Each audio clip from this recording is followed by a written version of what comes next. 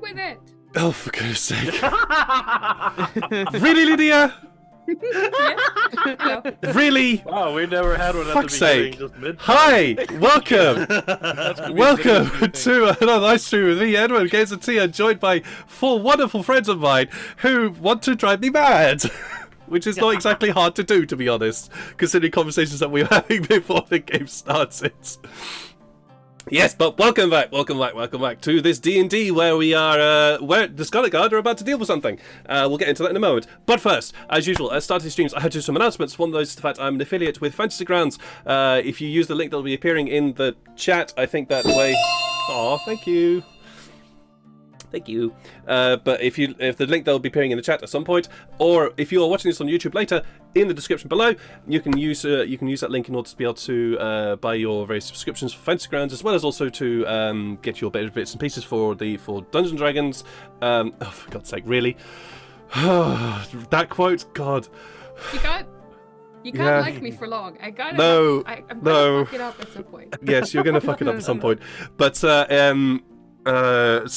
yeah, if you're watching this on YouTube, Lydia also just made a quote, just brought up a quote in the chat, and so if you want to go and see the chats, if you want to see what the quote is, go to the Twitch channel. You'll find out what that happened.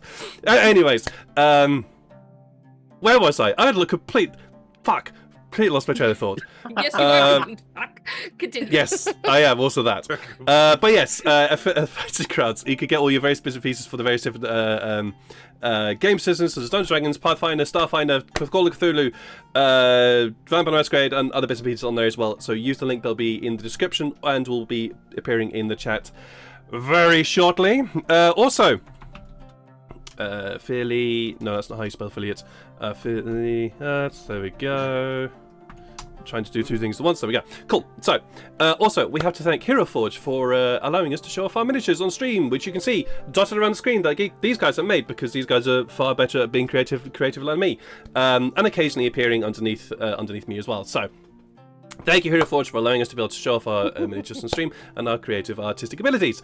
Also, other people I have to thank. Music! Hopefully you can hear music going on in the background. This has all been provided to us by SiriusType.com, TabletopAudio.com, Festin Studios, Ian Grimm, and Tabletop Audio, and Travis Savoy from RPG Music Maker. Thank you to... Did I forget anybody in that list? I think I may have forgotten somebody in that list. But either ways, thank you to Alexander Nagrad of Superstar Studios. That's who I forgot. Thank you to them for providing us with some music that we can have that enhances the game a little bit. Also, I will not talk about something which I'm planning. I will not talk about something which I'm planning, but that will be coming up at some point in the future when I have things sorted. But also, if you have channel points, you can use your channel points in various different ways to influence the game, either by providing advantage, reroll, inspiration, something else, insight, that's the one. You can use those to influence the game and help out my players in various different ways to overcome various different things that I have got planned for them. Please do, they need help. Shouldn't have said that, whoops. Sorry. My filter didn't stop that quickly enough. Good. Oh, thank you, High Cost, for the insight check. Who are you awarding that to? Let us know. Yes. Also, as I previously mentioned, YouTube. I have a YouTube channel, youtube.com/@games_and_t, where you can catch up on everything that has been going on. Hi, VTube Elva. Thank you for joining. Thank you for popping in. You can catch up on everything that these guys have gotten up to. Chat, since you are keeping secrets. Fair. You can catch up on everything that these guys have been getting up to for the past 2 years, almost 2.5 years now, and all that kind of stuff, and also see my potential not improvement as a GM. I think is more accurate than improvement. Potential not improvement as a GM throughout the years of playing Dungeons and Dragons.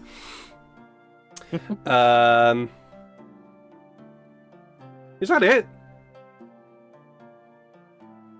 Did I just get through all of my announcements in really quickly? I did. Holy shit! I am getting far too efficient at this. Yes. Yeah. Those are my announcements. You can see that there is obviously a camera person missing right at the end there, underneath where Tafari would be. That's because Jeff will be joining us a little bit later.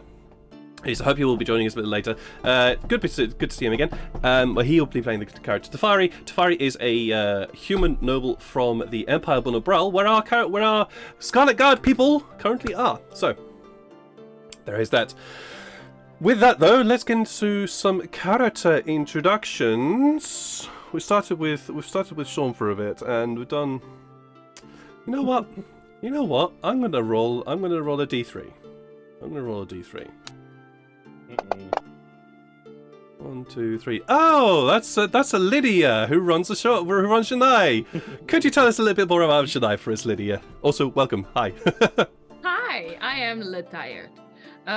So right when I'm taking a drink, really? That is so. Yes, Letired. exactly. Then, Janai, also Letired with a lot of things, mostly the bullshit of others. Let's see. What can I say? She's a tiefling, she's a fighter, she's a cleric, she's ready to punch you if you don't, like, get with the program. The program being chaos and punch you has gotten better. Like, she's getting better at talking to people and like, taking other people's viewpoints into account and maybe not judging people immediately. Looking at Atlas here.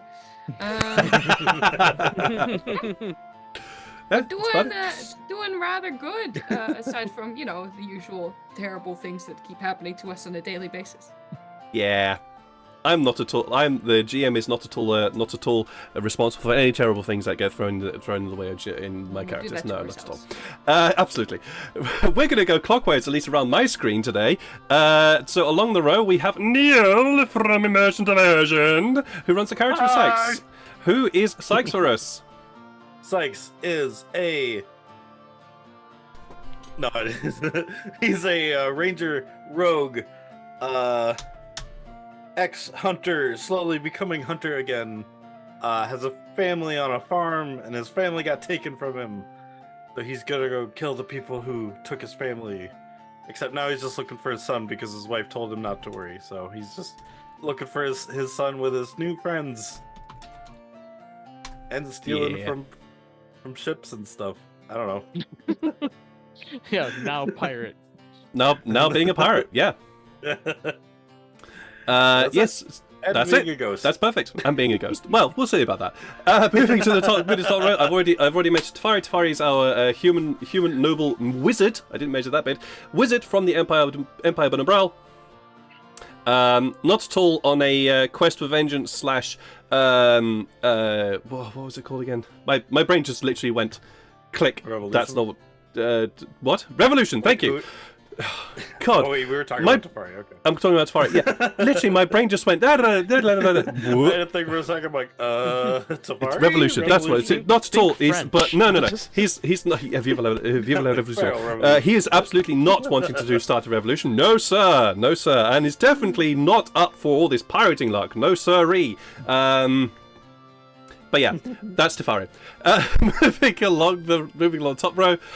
Hi, Sean. Who's Farrell? Hi, Farrell is the nicest. Well, he's trying to be the nicest little giant, ever.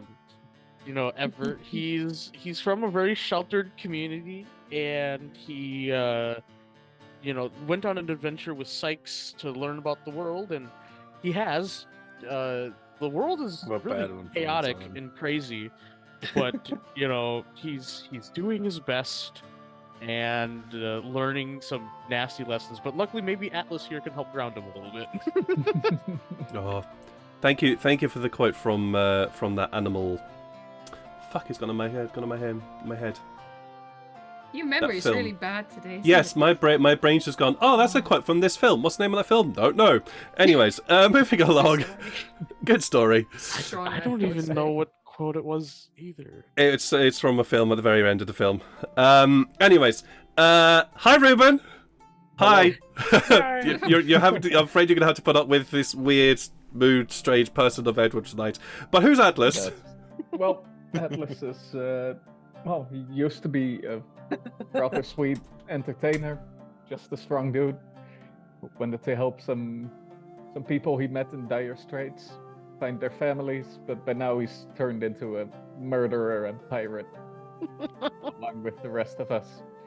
Yeah. So yeah.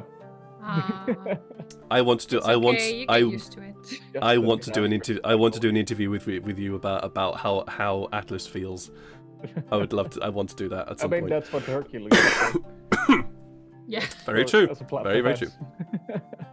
Very true. And with that, let's dive into the session tonight with a very sort of high energy nutty GM tonight. So that's how it's going to be.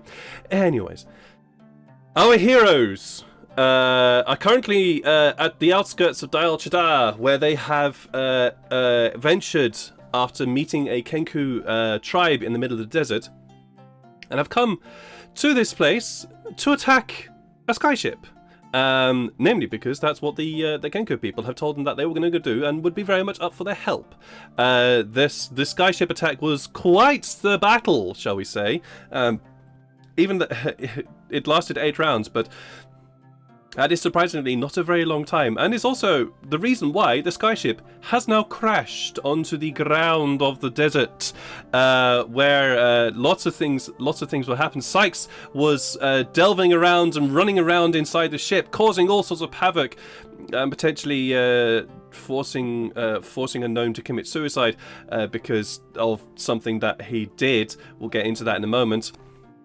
As well as also the destruction of certain propulsion devices on the bottom of the ship that were keeping the skyship up in the air. As well as also Janai in her full tiefling glory, being the devil child that she is, causing the surrender of the crew and captain of the skyship. While this was going on, the Kenku, out of sight on the other side of the ship, were battling with the majority crew on that side, keeping them distracted and away from the side that our Scarlet Guard were attacking. But now the skyship has crashed and is sitting slightly lopsided on the ground. Somehow, the engines are still burning and whirring, and this is very, very high-pitched whistling, almost noise that is emanating from somewhere underneath this ship. The Kenku have all run onto the ship, and you all are currently in various places outside. There is no battle map for this because there is no battle at this present moment. I'm not. What are you all? What are you doing? I'm still on the ship. You are Yeah, indeed on. You are indeed on the ship. Yes. So we'll start with you, Sykes. What are you doing? I was running down below deck to try and find the storage. Indeed, you were. Roll me a. I would say roll me a navigation check, but that's not actually accurate. Roll me. I'm also still invisible. I know you are, because you're a sneaky boy. Sneaky boy. Oh yeah, you also stole that weird metal rod that shoots little metal balls at people too.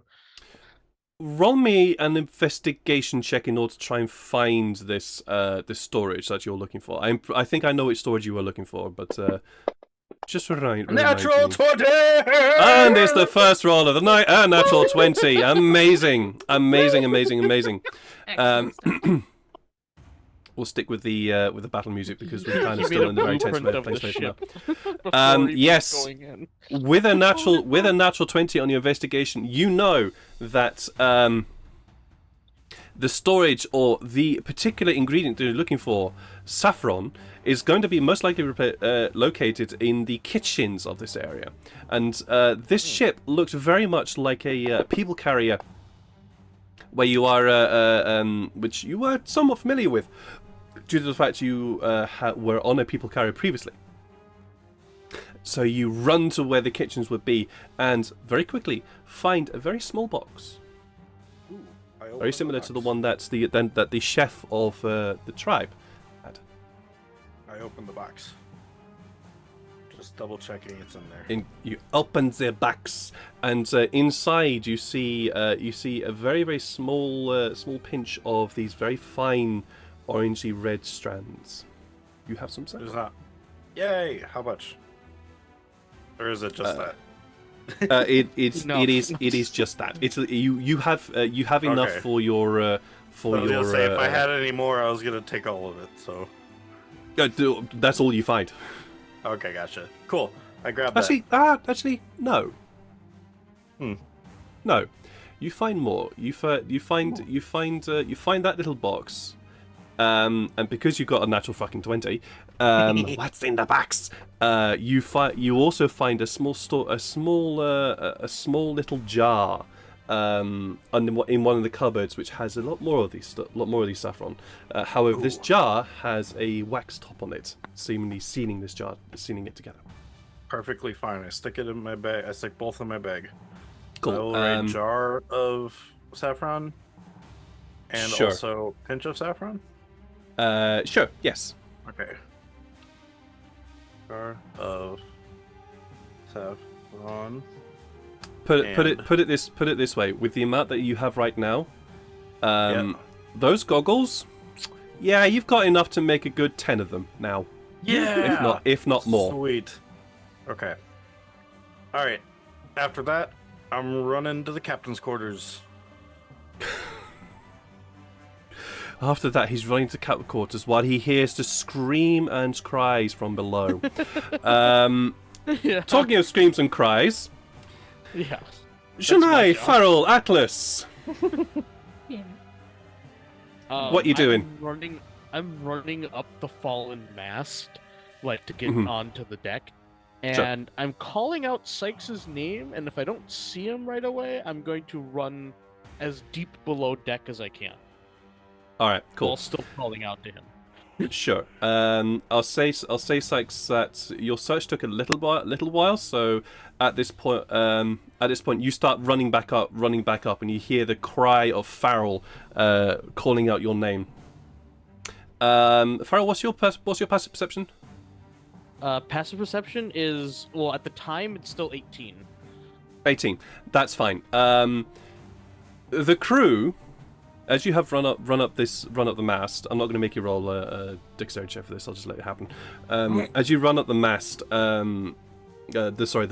not a mast. It's a spar. That's what it's called. As you run up the spar to the ship, the crew has all thrown down their weapons, and they're all hands raised, standing away from their weapons. The Kenku are enthusiastically looting this place right now. They have all clambered up the other sides, climbing up using their claws and talons to climb up the side, and are all currently busy looting the place. But the captain is being. There's a fierce argument that seems to be happening at the front of the ship, or the near the wheel of the ship, shall we say, right now. Okay.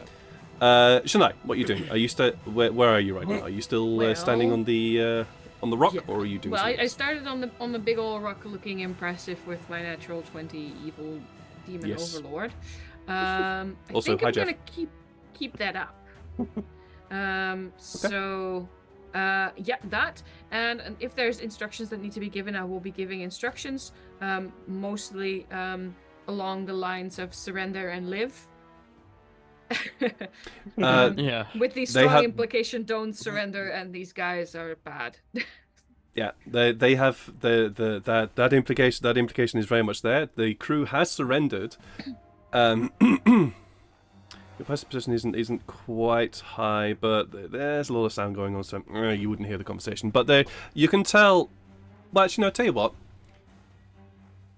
From where you are, because of how high this rock is, you can see basically directly over to where the ship's wheel is, and where the captain is.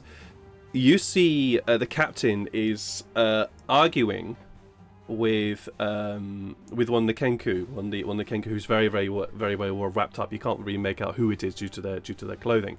But the captain is shaking their head and gesturing in your direction.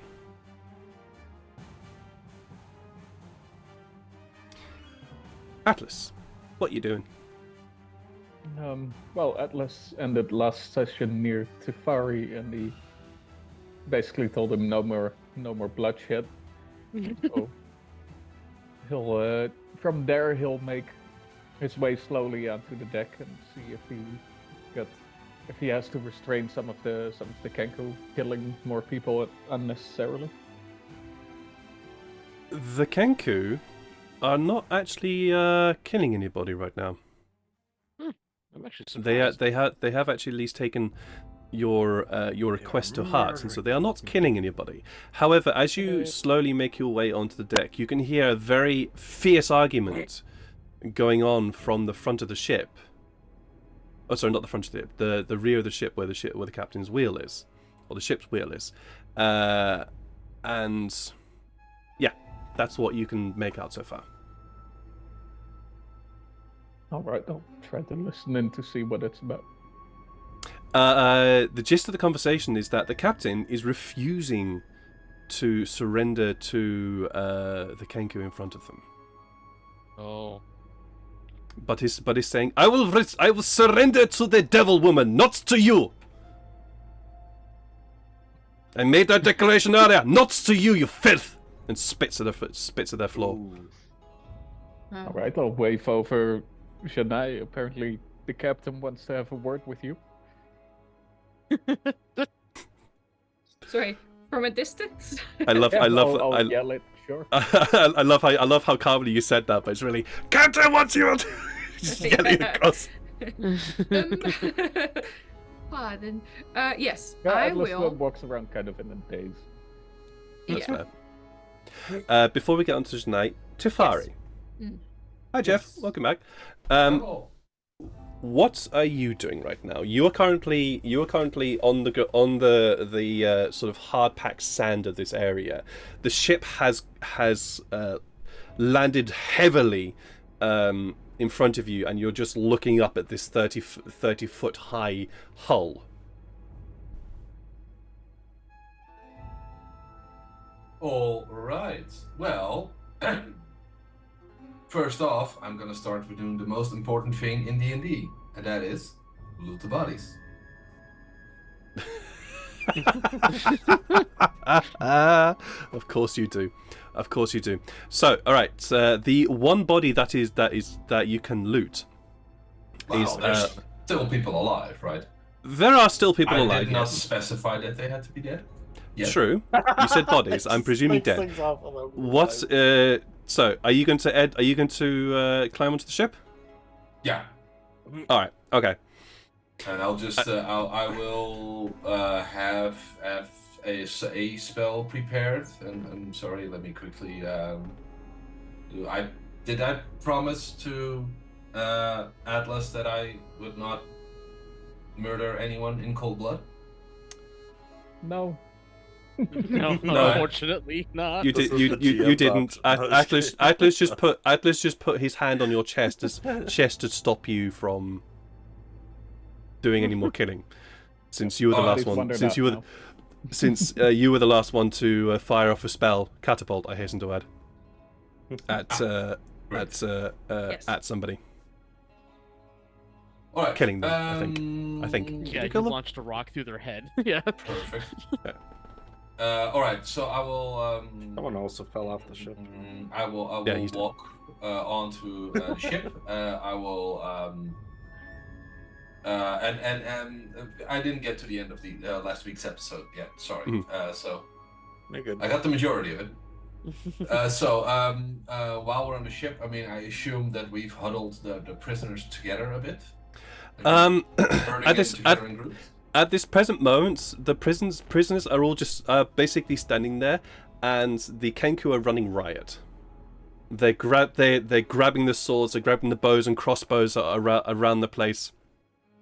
And as you walk onto the ship, I imagine Janai, you'd also be walking onto the ship. I will be gliding onto the ship slowly and glacially. What are you? How are you doing that? I've got reputation to no, not literally gliding, but I will be walking fucking slowly. Ah, I got a gotcha, reputation. gotcha. Are You've got a you doing reputation a to little uphold now. Yep. I Doing love the that. hip I love that. I sway, love the that. tail Okay. flick. Just shoulders big, head up, think Sure. murder, and walk. Sure. I love that. Charlie's I there on love that top. imagery. I love that imagery. Okay. Yeah, sure. So, Yeah. That's almost. Yeah.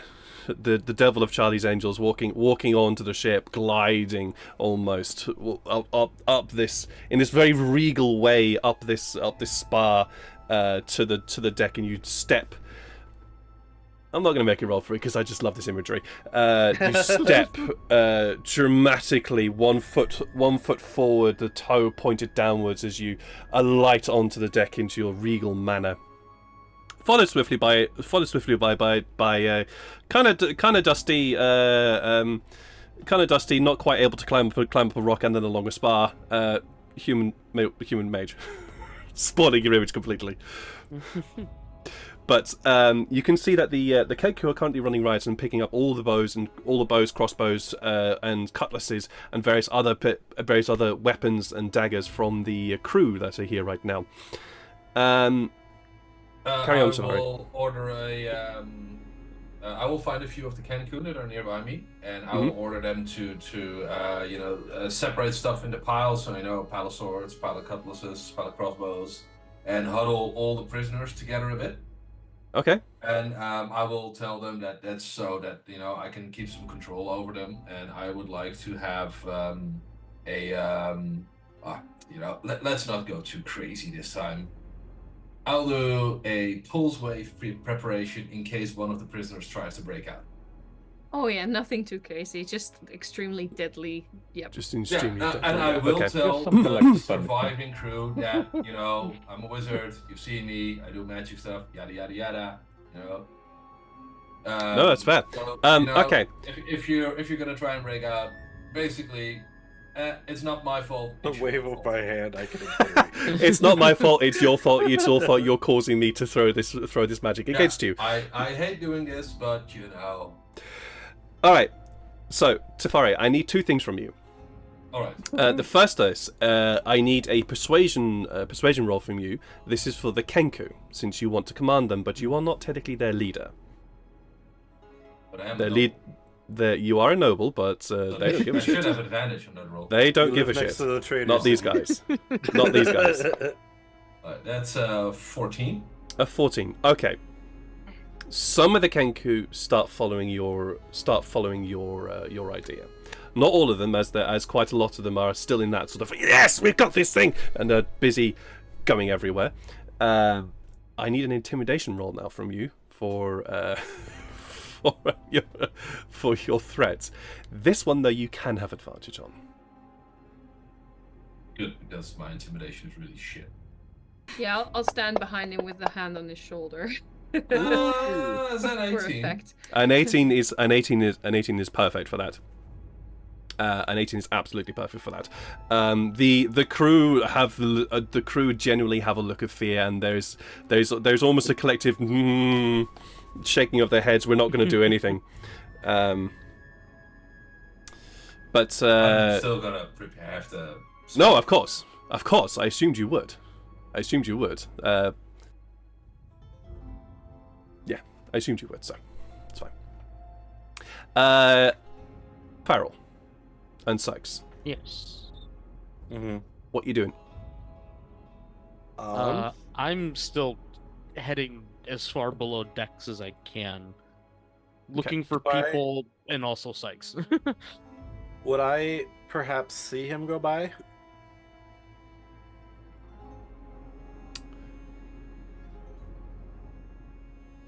Because Roll a d6. Odds you do, evens you don't. You don't. I don't. Okay, so I would keep heading for the captain's quarters then. Sure, absolutely fine. Did I hear him though? Yes, you did. Okay, so if Farrell's I not heard exactly him- being subtle. Yeah. Yeah. Well, that means Mouth's he's looking clomping, for me. too. So I will go to the captain's quarters and then I will look for Farrell. Okay, that's fine. The captain's quarters are where you expect them to be. They are on the top deck, the upper deck, I should say. They're not on the top deck. They're on the upper deck, underneath the area where the wheel is. And you very quickly find them. There is as you enter through this corridor, there's a couple of doors to your right, and then there's a door at the very end. And considering the ship that you were on previously, that is your that is likely to be your place. What do you want to do here? Tell me. I'm heading for the door, making sure see if there's any Kenku in here first. This Alright. In the hallway, making sure Sure. no one's going for it. Roll. Yeah, well, no, I'm not going to make you roll a perception check because yes, there are Kenku here, and they are going for the door, and they're currently trying to get into it. Hmm.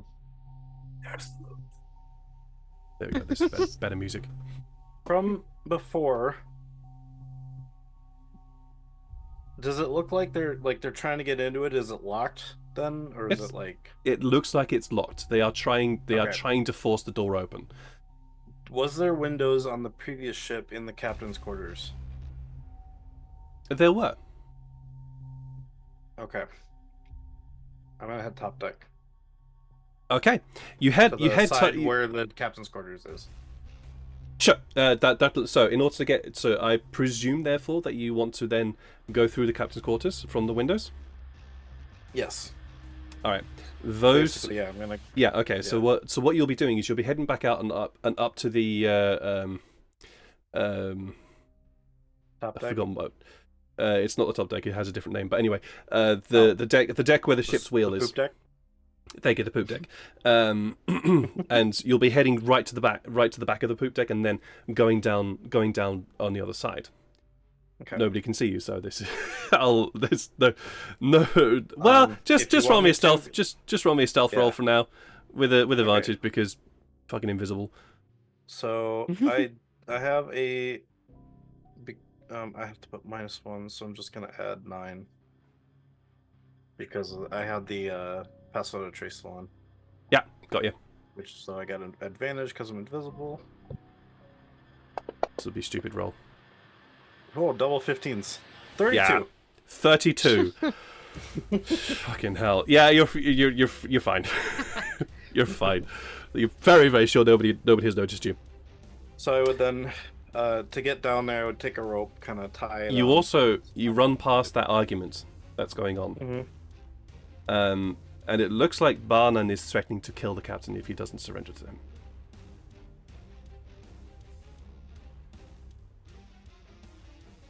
And you're the only one that can make out that is Baanan.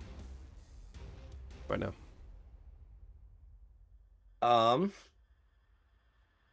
I'm with my stealth because obviously this will kind of break it a little bit. Shoot, no, because that'll technically be an attack. I kind of just wanted to bump into him and kind of push him over, but that would break my invisibility. In this regard, So it would I technically just- break your invisibility. Yeah. I just think, well, not my business, and I keep going. All right. Everyone on to is Farrell. Such a selfish. Yeah. Selfish dick. Sneaking, Selfish man. sneaking.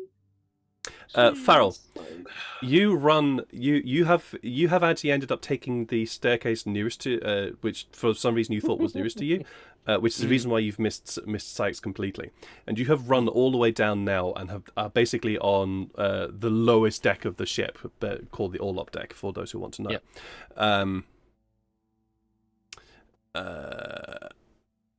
Okay, cool. Thanks. You can hear shouting and yelling. Now that you've reached the bottom here, you can hear some panicked sounds coming from around the corner to your left. I am going to prepare to cast any kind of healing or like that kind of magic, and I burst into the room as fast as I can. Following this sound, you run around the corner and see an open doorway where you can see this sort of blue flickering light is coming from, and also the sounds of yelling, sort of panic conversation coming from out there, and you run in, and the sight that greets you is 4 gnomes are all wringing their hands and unsure about what to do, and they seem to be talking to each other very, very quickly and looking at what's in front of them. In front of them, you see another gnome. fuck off, computer. You see another gnome in front of them, and they are on fire. Yeah. And the fire, and this is the interesting thing about the fire, is the fire is this blue-black fire, and seems to be just burning and burning and burning and burning. And as you dash in and see this conversation, one of the gnomes look up to you. What the hell are you doing here? I'm here to help. How do you put this out? Do you know how to put this out? You can't! Weird fire. You can't! All you can do is just hope that the person who's on fire is able to stop themselves! So water won't work? No! That'll just make it worse. Oh. Do you have anything that can help him with his body? Anything? I can heal him, but Well, that might help a little bit. Just do it! Fire. Okay, I actually cast Cure Wounds to the entire room. Because Okay. oh wait, no, that might be just a Pathfinder thing. Let me look. I think that's just a Sounds like Pathfinder thing. Pathfinder thing. That's just a Pathfinder thing. Yeah, Okay, that so yeah, sounds I like cure- Pathfinder. I Cure Wounds on him. Okay, cool. Roll me But I'll your do it thing. I'll do it at second level because I don't have any first level spells. So Heal him a lot then. Also, guys watching, please do let me know how the music is. Ooh, yeah, I sounds heal very, him very by 16. 16. Okay. Well, that kind of helped. 16. Oh god, this. You're making me do mathematics. Shit. My brain has It's a stopped. mathematics 18. game, Ed. 29. I know. My brain just doesn't want Jeff! want to do numbers right now. Yeah, D&D Jeff, is shut just up, math please. plus- 7, 6, 50. I'm glad I Oh my god. created wait, so much also, chaos down there. if water makes it worse, would actual fire make it better? Definitely. Yeah, you should try that. Do You it. just set him on fire with actual Um, fire. while that- Cancel while that out is the going on- blue fire. Yeah, he Turns needs into a green fire. Oh, thank Maybe god. green- Okay. Maybe green fire is healing fire. God, he's got a +7. Oh boy, what's happening? 2. All right. 68. So, you cast your spell, healing this creature, healing this gnome. It doesn't seem as though you've done anything to help, but there is a sound that emanates from this gnome, and the fire starts to diminish. And after a little while, the fire goes out completely. This bluish fire that was engulfing this creature has gone completely, and you see a withered, burnt, almost desiccated gnome on the floor, on the ground, breathing heavily.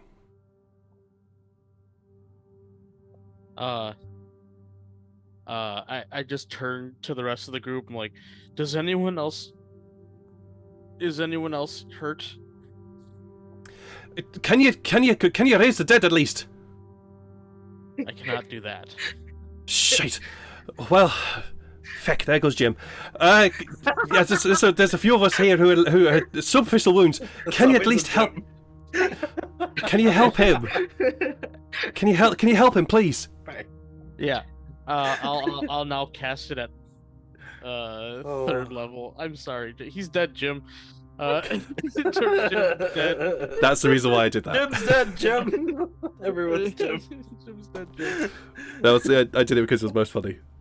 Yeah. All right. So yeah, I'm casting it now at a higher level. Ooh. So now I'm giving him 22 HP. Okay. He was burned. So that's going to be.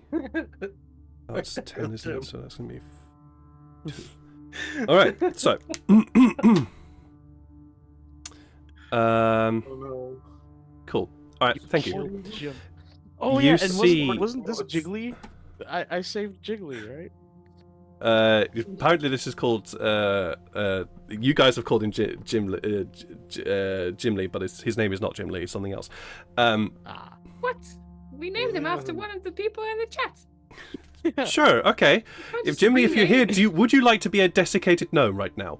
Yeah. He's alive. I saved him. He is definitely alive, and you have healed him. He is. There is a sound of. Oh. Shit, I heard stories about that. Didn't want to go through that again. Heck. Oh, and you see his eyes flutter. His eyes flutter open from it, and the goggles that he has on his face. It looks like the goggles have basically melted into his face. Ooh, Ah. they're muted now. Hey, that could be a good, cool style, you know? Like... He looks like a bug for life. He has no hair. Whatever hair that was on his head is burnt off.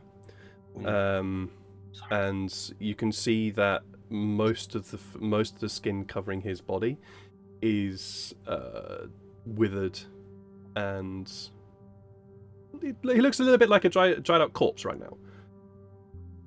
Do they have surgery in this world?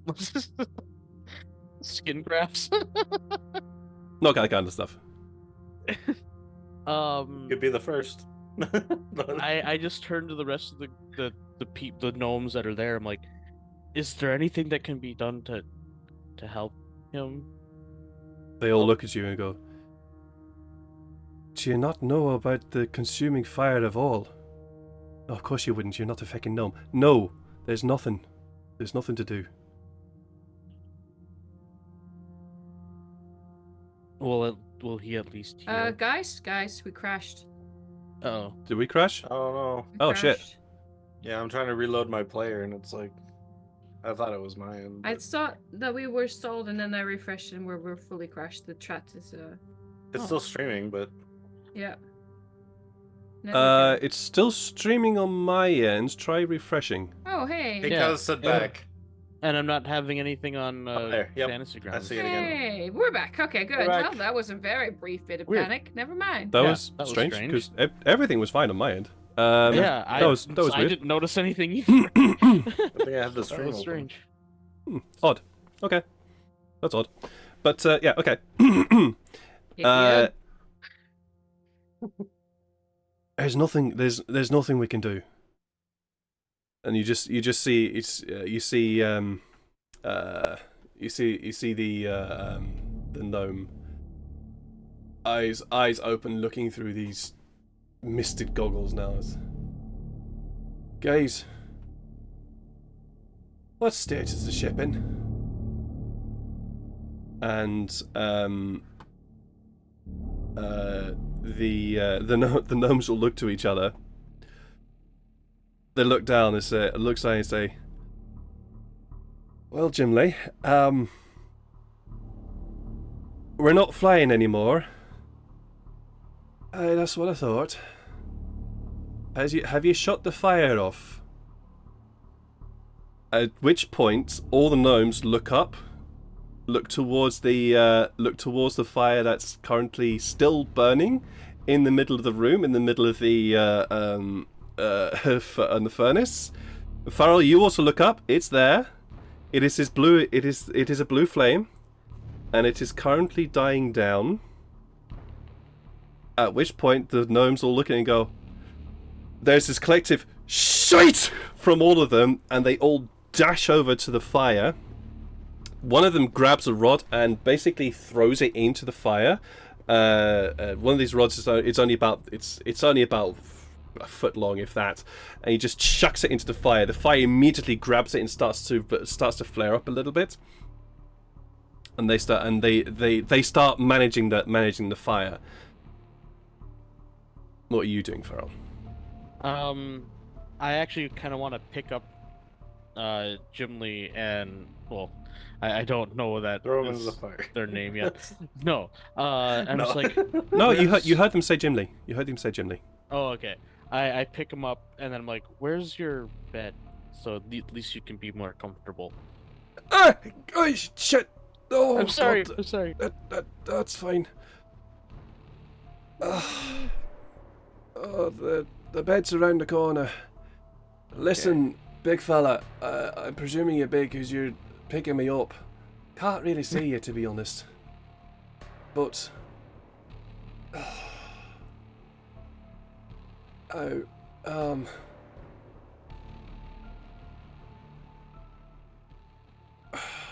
dare I ask, what the feck are you doing here in the engine room? Well, I came on board after you crashed, so I could help anyone that's still on board. Right, that would explain the fighting sounds we heard. Alright, I'm guessing you won? Uh, well, there's no winners in this, but yes, technically. Well, ain't that the truth? Listen, can you put me down? You're hurting my back. Sorry. Thanks. Oh, there we go. Is there a chair nearby? Is there? There are a couple of chairs nearby which you can just Yeah. plonk him in. Yeah, I could believe, yeah. Put me in one of them, and then if you get the chance, go grab the captain. He'll know what to do. Okay.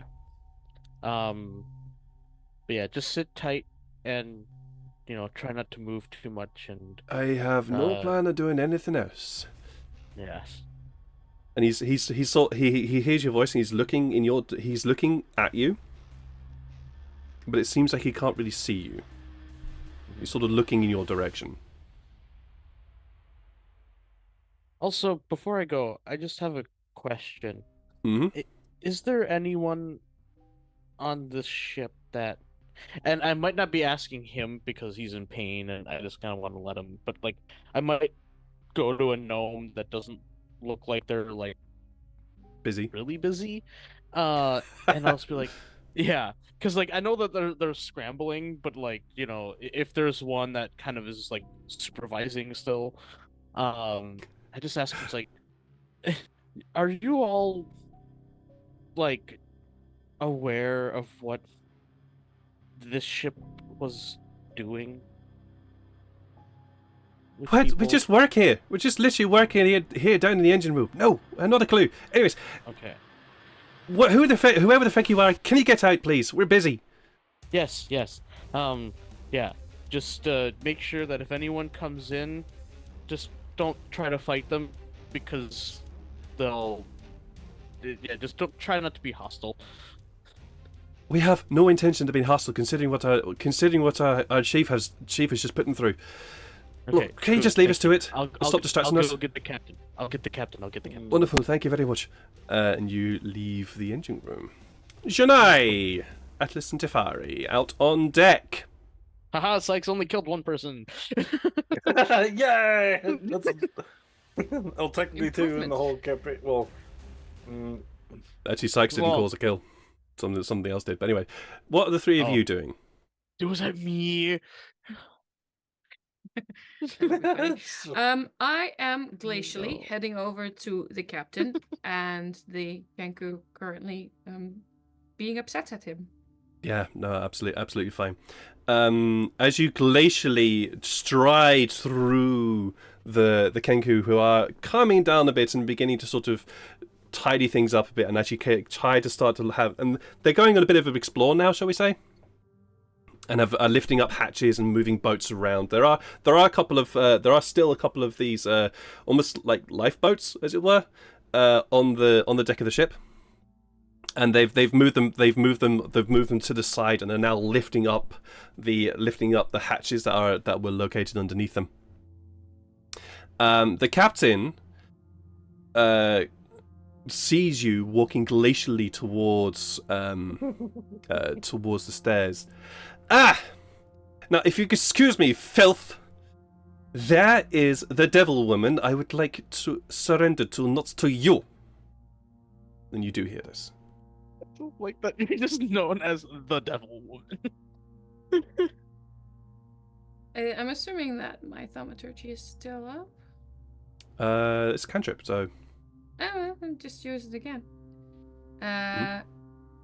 Silence. But I speak soft, and it just sort of reverberates throughout the space. ooh. If you wish to surrender to me, you surrender to all of us. The devil is merciful. But you must not try her patience. Roll me an intimidation check with advantage. One of my favorite things to do. Let's see. Well, I'm glad about the 19. advantage because the other one was a 2. Well, 19 still good.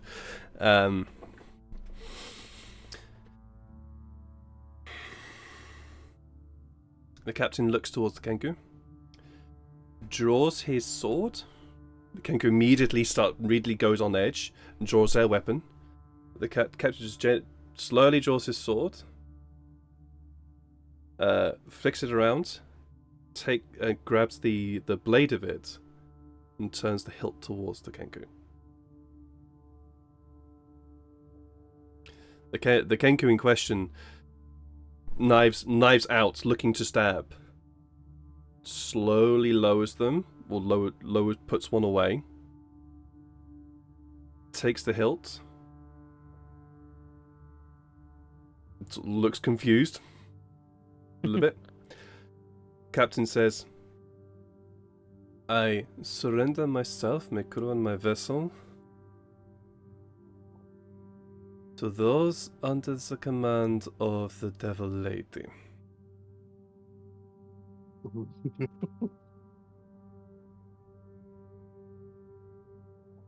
You hear, under the command of the Devil Lady? What the fuck are you talking about? And the Kenku in question turns around, and you see, you don't see it because he's still wrapped up. But you do see a gash that has torn through the head where he's got, and the cloth around the head does look to be blood soaked. And he turns around. Ah! What the? Looks at the captain. Looks at you. Right, that makes more sense. Well, Devil Lady, what be your command? He hates this. He Well, hates He's this. supposed to be the leader here, so I mean, He hates this. It is a new time where the devil can be merciful and the landlocked will fly again. I am not here to take your power. We are here to give you back what was yours to begin with. Hmm. Well, I'll take that. I'll take that indeed. You, get over there with your crew. And just grabs the captain and just shoving him towards towards his crew, who are now all gathered, somewhat centrally on the upper deck here. Captain, Yes, a word. Baanan, the Kenku looks at you.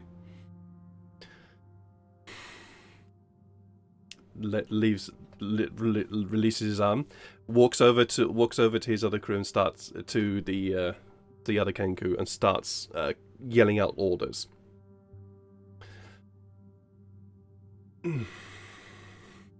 Yes, lady.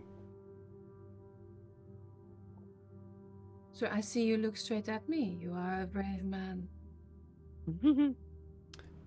She. You are a brave woman. I'll tell you, I'm covered in stuff. Yes, that unfortunately is a problem when you are a sky captain. You get occasionally covered in stuff. I have learned to deal with fear by looking it straight in the eye. Good. Then you will enjoy our conversation later. Me and my friends have a few questions, you see, about your business here. I Join your group. suspect as much. Gives you a nod and returns towards his crew. Her crew. God damn it, now you got me doing it. Ah. Hehe. Hey. Sykes, Yes. how are you climbing into the captain's quarters? Hang on. There. I tie a rope to some kind of tip on the end of the ship. There is a banister and here. I Perfect. slide down the rope down the end to where the window Cool. is. Cool. This rope suddenly appears out of thin air and starts tying itself to a to a banister. And suddenly goes taut, and then suddenly goes taut as something seems to move it and shift it from side to side as this formless shape moves down to the windows. These windows are closed because they are sealed.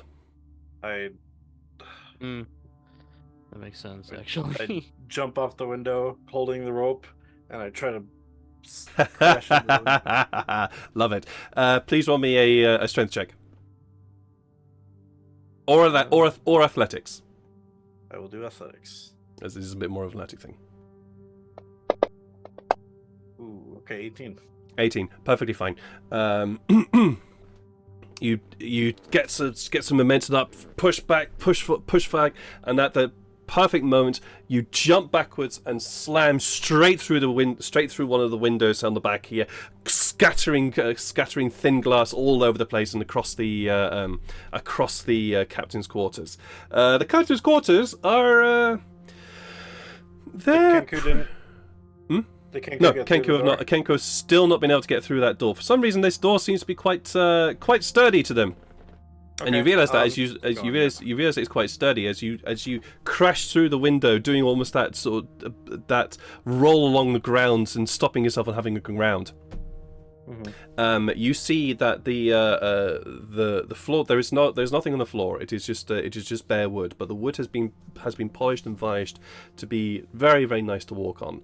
And there is a very, very nice looking desk with a leather top on it and a very nice I can only describe it as a captain's chair. It's one of those round backed wooden chairs with the arms that fold that go around the back into the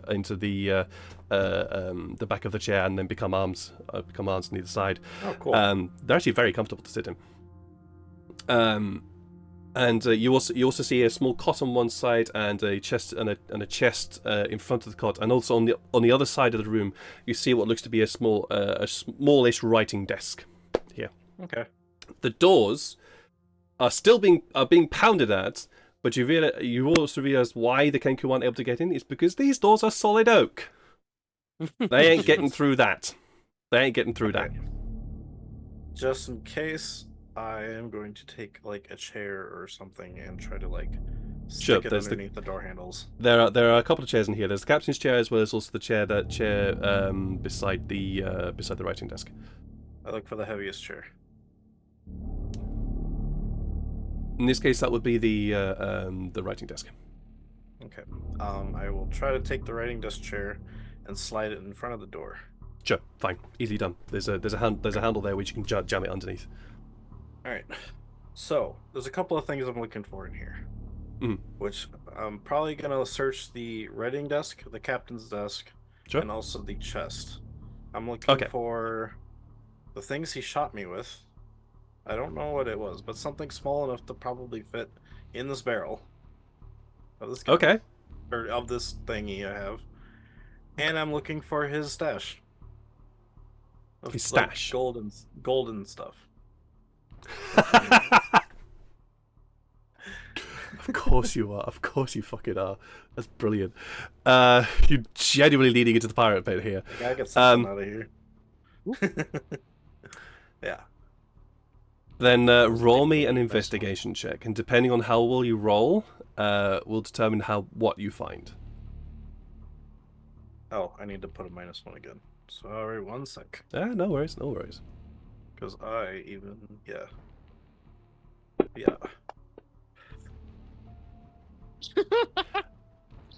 Fucking hell, another natural 20. Are you kidding me? Wow. What's in here? What's in here? Oh, look at that. That's lovely. Oh, I'll be taking that. And yeah, you sort of become that person. You sort of become that person who just looks around and goes, "Oh, I'll have that, and I'll have that. Oh, that looks interesting. I'll have that." And I guess if there's anything else I can find other than the 3 Sykes things, is just a loot monster. you toss this place. got plenty of time. Loot gremlin. You absolutely toss this place. What you find, well, you find in the captain's desk. It's a really nice desk in the middle of the room. You find in that desk it looks to be sort of like a leather satchel. And in this satchel you find what looks to be these sort of thin.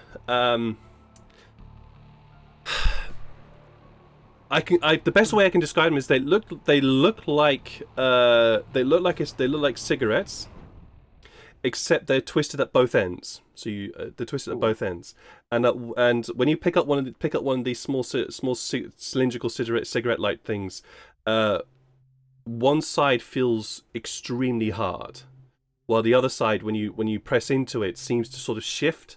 As though there was a sort of powdery substance inside that moves underneath your fingers. Okay. And in this small satchel, you find let's call it 20. 20? Yeah. 20 of these cylindrical things or whatever. Yeah. Okay. Yeah.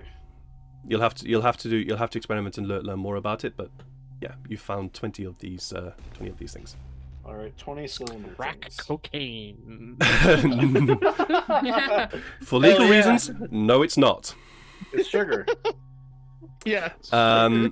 You also find in the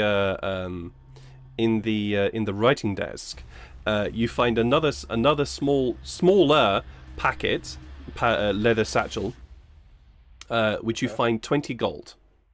Ooh. Okay. 20 gold pieces. That is their stash, as it were. I know you're looking for more, but That's fine. It's whatever I get. the captain's a trader. He's not. She's not a pirate. I don't know. I mean, you Do you also- find an It's eye gonna patch to hold wear? things. You know, just You also Some find the false captain's teeth. log. Ooh. Ooh. Okay. Captain's log. 28104. I will look at it. Yes. You look through it. There are a lot of entries. Because you rolled a natural 20, we're just gonna roll with a natural 20 here. And big music thing again. There we go. You look through it, and a lot of the entries are first of Ixus picked up package to bring to take to fuck, I've forgotten the name of the damn place, to take to Chen. Seventh of Ixus met Skysharks, dealt with it, will have to get new crew, and various entries like that. But you also see an entry that says met individual made deal. Could be useful, but not happy about it. You then start to see other entries that refer to picked up package for individual. And then another entry a second later. A day later. Have dropped off package off to Chen. Hopefully don't have to pick another package up. Then you see another entry. Met individual, very displeased. Seems this deal is not what I wanted. And you see further entries, all about have picked up package, have been dropped at Ghost Town, moved on, picked up package, dropped at Ghost Town. This was on. the same ship we saw the other day. This seems to be the same ship, and every entry from the point of met the individual, was not happy, not sure if this deal is for me. Every entry is every single day, without Okay. fail. Well, the captain at least seems regretful of that. You're not there. I know. I'm just So, that shut up. that's meta. This'll- That's meta. I will saying say- that out loud. I will say, Sykes is thinking and as he's reading it, he's like, "This is definitely something I'll have to bring up while we're on the ship still, Sure. because the captain needs to know that he doesn't have to do. Well, now he doesn't have to do this She. anymore, but she doesn't have to do this I know. anymore. I know. But at the same time, it's like, well, how are they going to get back because they don't have a ship to get back to Chen? So. Well, Tefari and you know, Atlas, what are you guys doing while you're here on deck?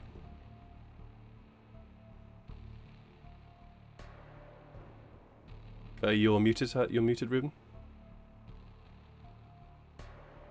Or at least I can't hear you. Oh no, it's not. No, Yeah, it's not he's muted in I Zoom. can't it's read your he's lips. muted in- Yeah, That's yeah, not yeah. that. that's fun. For some reason, you're not making. no worries. noise. And he's gone. While we're waiting on that. While there was- we're waiting on the restart from Ruben. Tefari, what are you up to? Okay. That is what I'm currently discussing in our little meeting chat. Ah, okay. Well, while that's happening, Farrell, Yes. you have headed back up to deck, and once you get up to deck, you find that the crew have all been gathered together in a small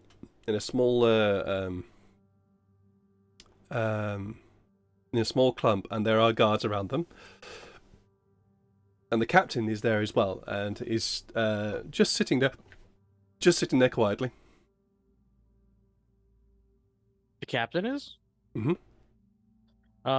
I run up to her. I'm just like, Captain. And I turn to the guards. I'm like, can I get the captain to come down? To Why? there's an emergency down below deck, and she's needed.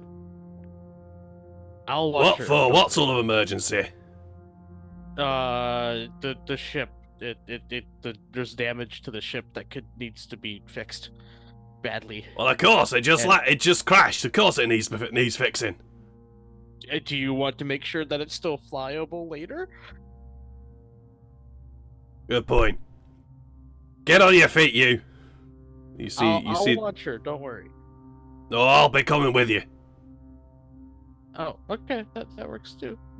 You see the captain just looks up at the crew, looks up at him, and slowly gets up, clearly taking their time. At which point the Kenko just grabs her and yanks her to her feet, impatient. It's like easy. She was coming. Anyways. Not quick enough for me. Fine. And then I just tell her it's about the gnomes down at the bottom. They need you. What? Gnomes? What are you talking about? I'm not talking to you. I'm talking to her. But I'm still here. What does he mean? Looking at the captain. Captain looks at you. You went to the forbidden place. forbidden. There is a big sign on the door that says "Keep out." Oh, well, there was. Even screaming I and don't people go were- there. Oh, well, they're asking for you. All right. Perhaps the chief engineer needs me. Well, you coming? Of course I'm coming. And they- I will say, I think the chief engineer is very badly hurt. Well, if the chief engineer is so badly hurt that they are unable to perform their duties, this ship is not going anywhere. Well, that's something that we'll discuss downstairs. And she starts striding off towards the stairs with this Kenku in tow. Is she still trying to be slow about it? Nope. Okay. No, she's now purposefully striding towards the stairs. Yeah, I will obviously follow them still because I'm Of course. really curious about what's going on here. Doesn't take long before you get to the lower decks again. Something I haven't emphasized is the fact that these lower decks are actually quite low. They're actually quite low in height, and for you, Farrell, you're basically crawling on almost all fours because of how low these decks are. For the gnomes, it's perfectly fine. Lowest decks. Sorry? The lowest of decks. The lowest of decks, yeah. Har har. Except for the except for that sort of entrance area, which is a little more higher. But you get to the engine room. The door is still open, still wide open. They've not closed it due to what's going on right now. And you walk in, and the fire is now burning merrily. If a cold warmth-sucking, life-sucking fire could ever burn merrily. The captain stops the door, looks in. Well, this is something I have never seen before. So this is what powers our ship. The gnomes all look back. Captain, it's technically not allowed for you to be here, but we heard that the chief needs your help. The chief sort of looks in the direction of the sound of the captain. Hey, Captain, I'm a little bit out of sorts right now. And she looks past the door, looks in, and immediately runs over to him. And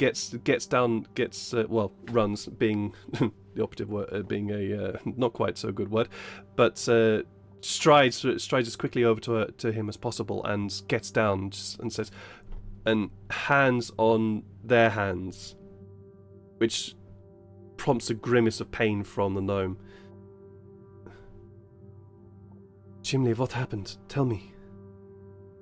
Well, we're out just doing our job, trying to get this place going, and had to warn you about what was going on. I think you heard that. I turn around and the fuel I was gently pushing into the fire was fully in the fire, which it shouldn't have been. And on top of the fire, top of that rod, looked to be 4 of the powder bags that we've got, or at least it looks similar.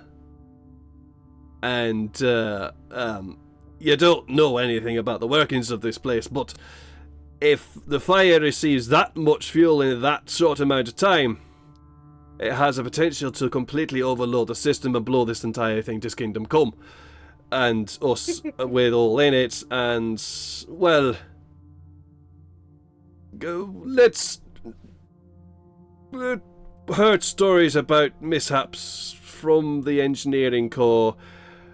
Do you remember that disaster that happened about 20 years ago in Tramin? Yes, the that's Hindenburg. that happened. Yes, I've heard stories about it. It was just told there was a terrible accident and lots of people unfortunately died, but progress was made. Aye, well, what they didn't say about that accident is that anybody that was caught in that blast radius was also not found. Because the entire ship was sucked into a black hole of Calcutta, shall we say.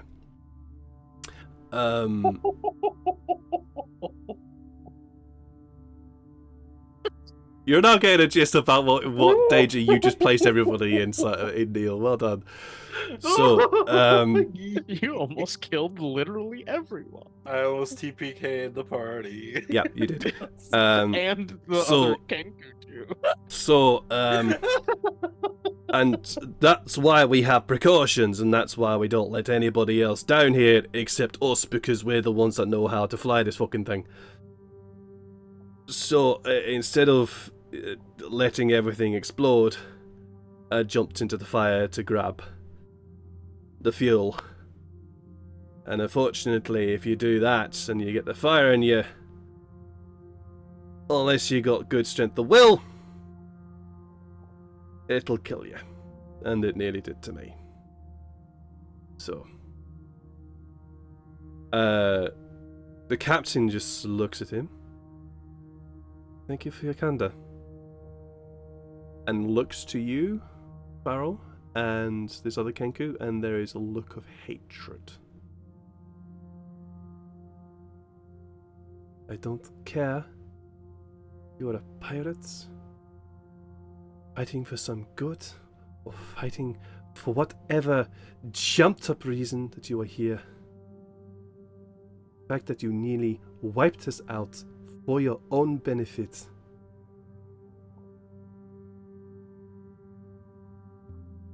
And nearly killed somebody I care deeply about. Or die in your own fires. Don't worry. Don't worry, love. And he just pats the top of her hand. Anyways, your help. I'll need your crew to at least find out what sort of damage there is to the rings underneath. I'm guessing by the very heavy sensation I'm feeling of the ship right now, and the fact that we're not rolling nicely around means we're landed. Yes, we have crashed. Right, that's what I thought was the case. That means the rings aren't likely to be functioning. We'll need to know the damage. And I'll try and make some repairs. I presume the idea is that we get going. She looks back towards you. The captain looks towards you, Farrell, and the Kenku. That's the word I wanted. Well, that would really depend upon our current employers. Right, okay.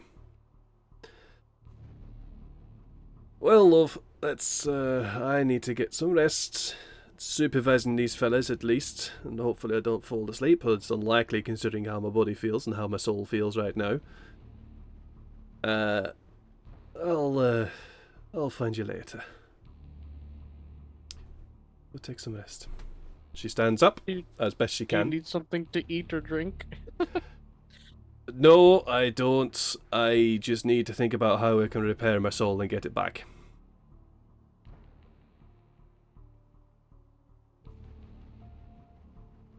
And I kind of look to the captain like the way that a dog like looks when it was clearly caught doing something that it shouldn't have been doing. I'm just like, I'm sorry, Captain. I didn't think it would come to that. I mean, we tried to do this as harmlessly as possible. What do you think would have happened by attacking a ship? I mean, What do you think would have happened? I just thought that the ship would be disabled and then just fall. And how do you think the ship would have been disabled? Turn off. Damage and happens, and it has collateral. stop. Well done, you're now experiencing it.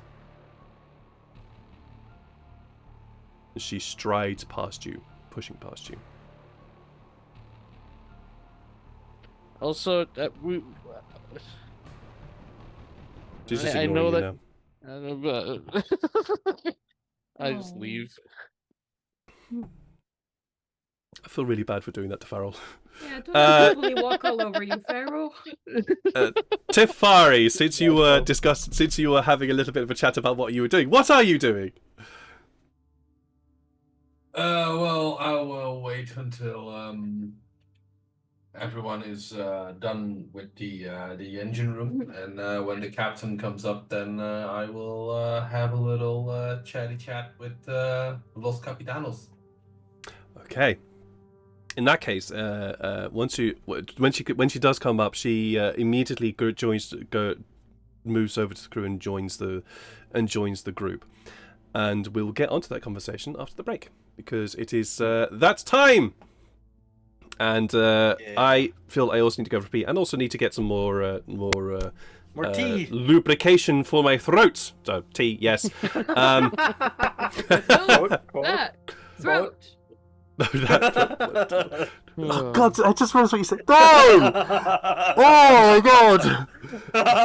Fucking hell! Oh jeez. Yeah. So yeah, don't go away. We'll be back in about 10 to 15 minutes. See you guys shortly. And I stepped on it and slipped. Well, I'm glad that this is down into the world. No, I I did d- it no. actually. I No, did it I actually deliberately- in high school, so Neil was actually Yeah. like probably Uh, wasn't too Sean, far away from me Sean. when it happened. Sean, We're live. we're live. Hmm? Yeah. We're live now. Oops. That was by accident because I wasn't paying attention. I know. No, And I wanted this to happen. That's why I he did this. outshot Oh, You got Yes, back I'm for all the taking other it back. times. You've been outshot. Yes, you have been outshone by me.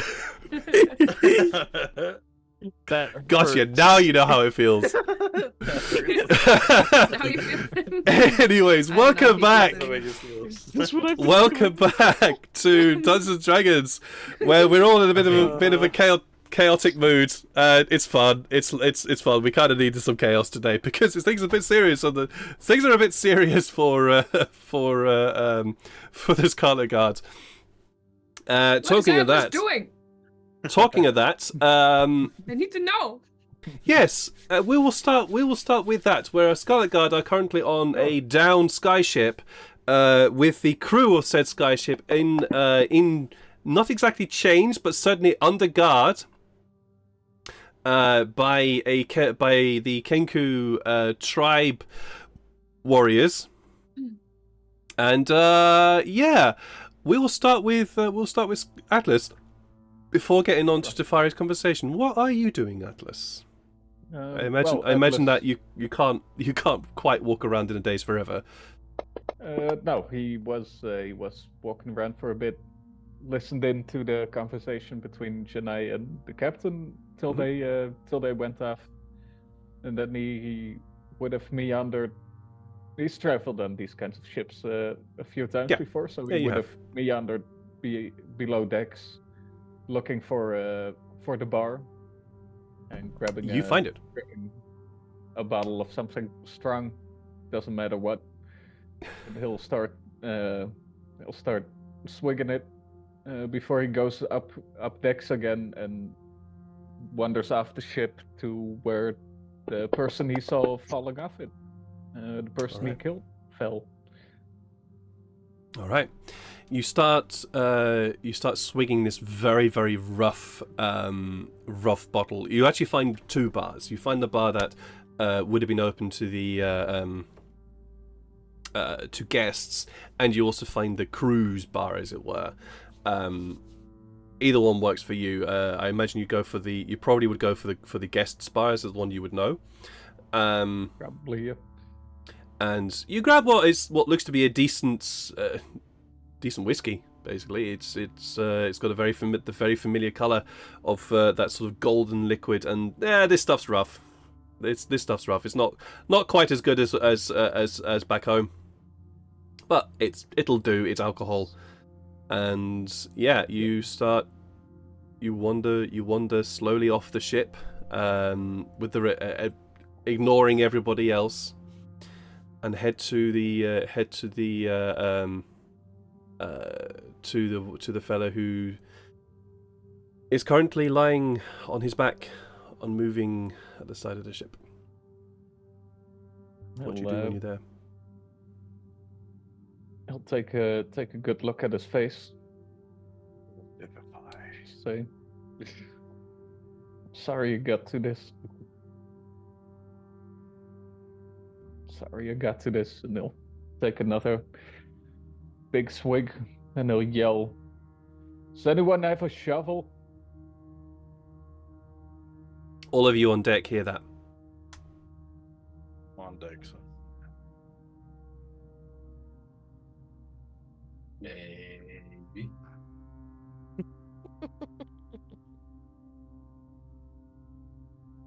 Well, if feel like I nobody would've else is been- responding, Yeah, I feel like I would have been under the deck at that point. So That's fine. I'm still top deck and I don't have anything to do except look bossy. So I think I'll just sort of Bye. stride over to the side to see what he's up to. You stride over and you see Atlas is just looking up towards the rail of the ship, standing beside the tabaxi who fell from high up.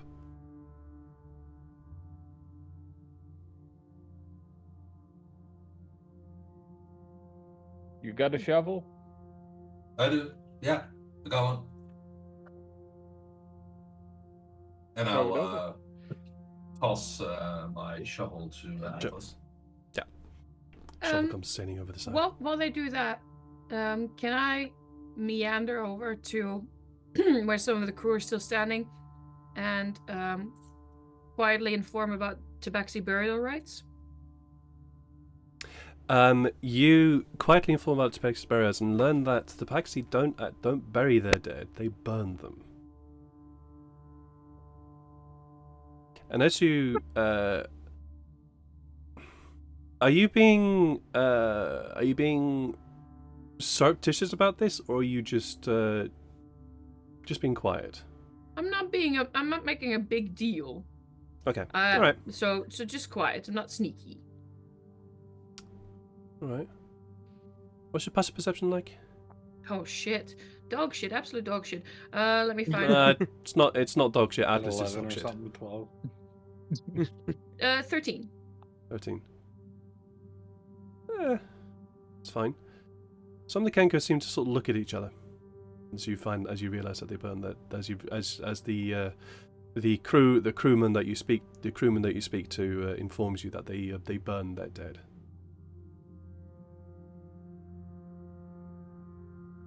All right. I would like to overtake Tefari on the way to Atlas. Sure. And Before you get there, just before Atlas decides to toss the shovel over the side of the ship towards Atlas. yeah, Tefari does. Yeah, huh? And I'll stand by him and say, they burn them loud enough so that Atlas can also hear. They burn them. Respectfully. Oh. I was planning to give him a ball of yarn.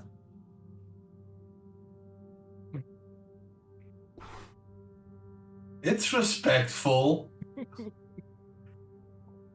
He has something to do in the afterlife. You're a real ass, you know that. Sometimes I'm not. Right. Well, Well, you got any twigs then? Any splintered wood? I mean, probably.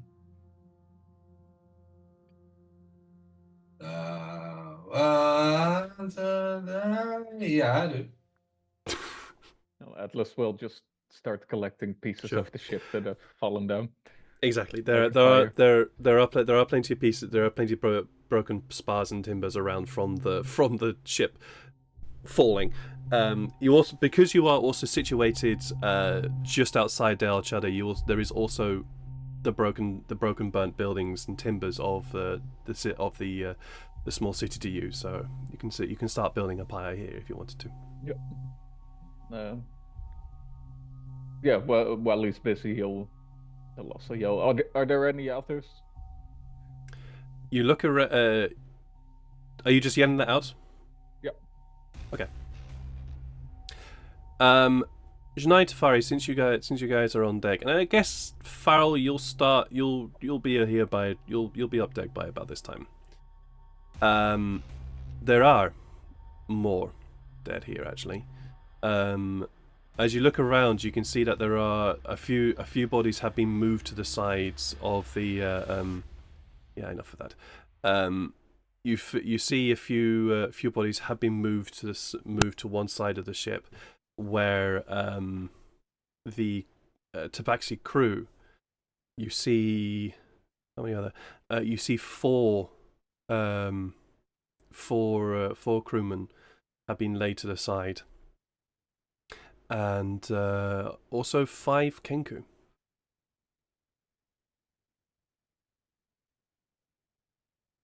Does anyone know if Kenku have a different burial right? Do you ask? Yeah. As you ask that, the Kenku sort of looks at you and goes, "We burn our dead as well." Oh, so that will save us on costs. Group discount?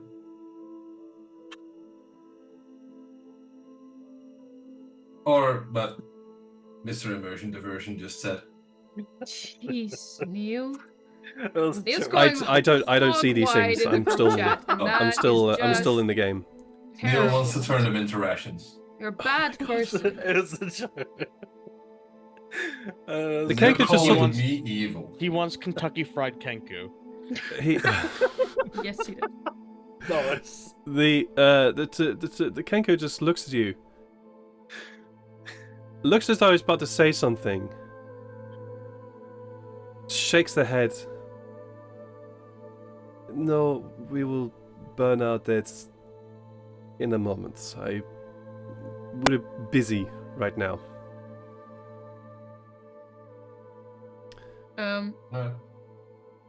They're not. And I look over to Atlas. Do you want help from the crew? Sure. And I look I'll to the help. crew. And still in this sort of Termatus persona of the purple devil, I go, in death, we are equal. Bury your... Oh, sorry. Reverse that. I wouldn't have said that. I said, burn your dead.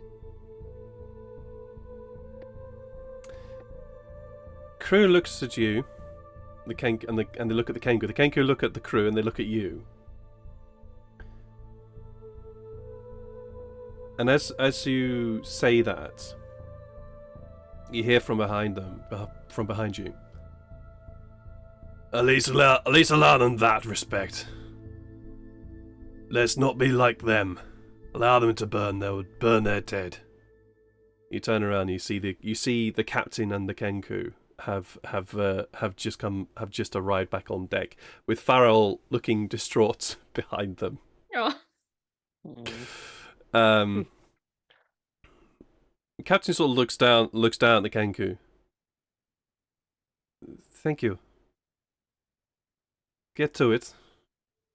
And the crew sort of slowly gets up while the Kenku just back away. There's still a lot of tension and hostility here. It's more sort of just they're kind of eyeing each other up all the time. Seeing who's going to be, seeing if they're going to allow them to do the thing that when they need to. And they start gathering wood. They get off the ship and start gathering wood to build pyres.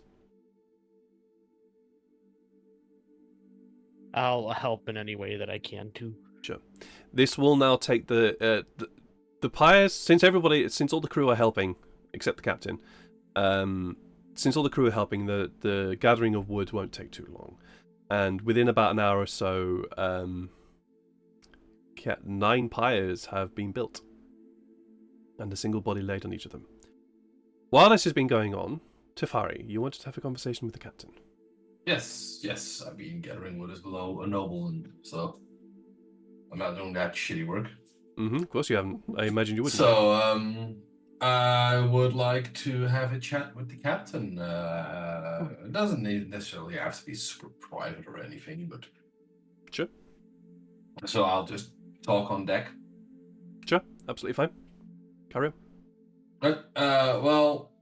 First off, I would like to ask the captain what her plan was after, because I mean, I don't know if she's been updated with what our planning is for the airship, but what's her planning after Mr. Airship goes bye-bye?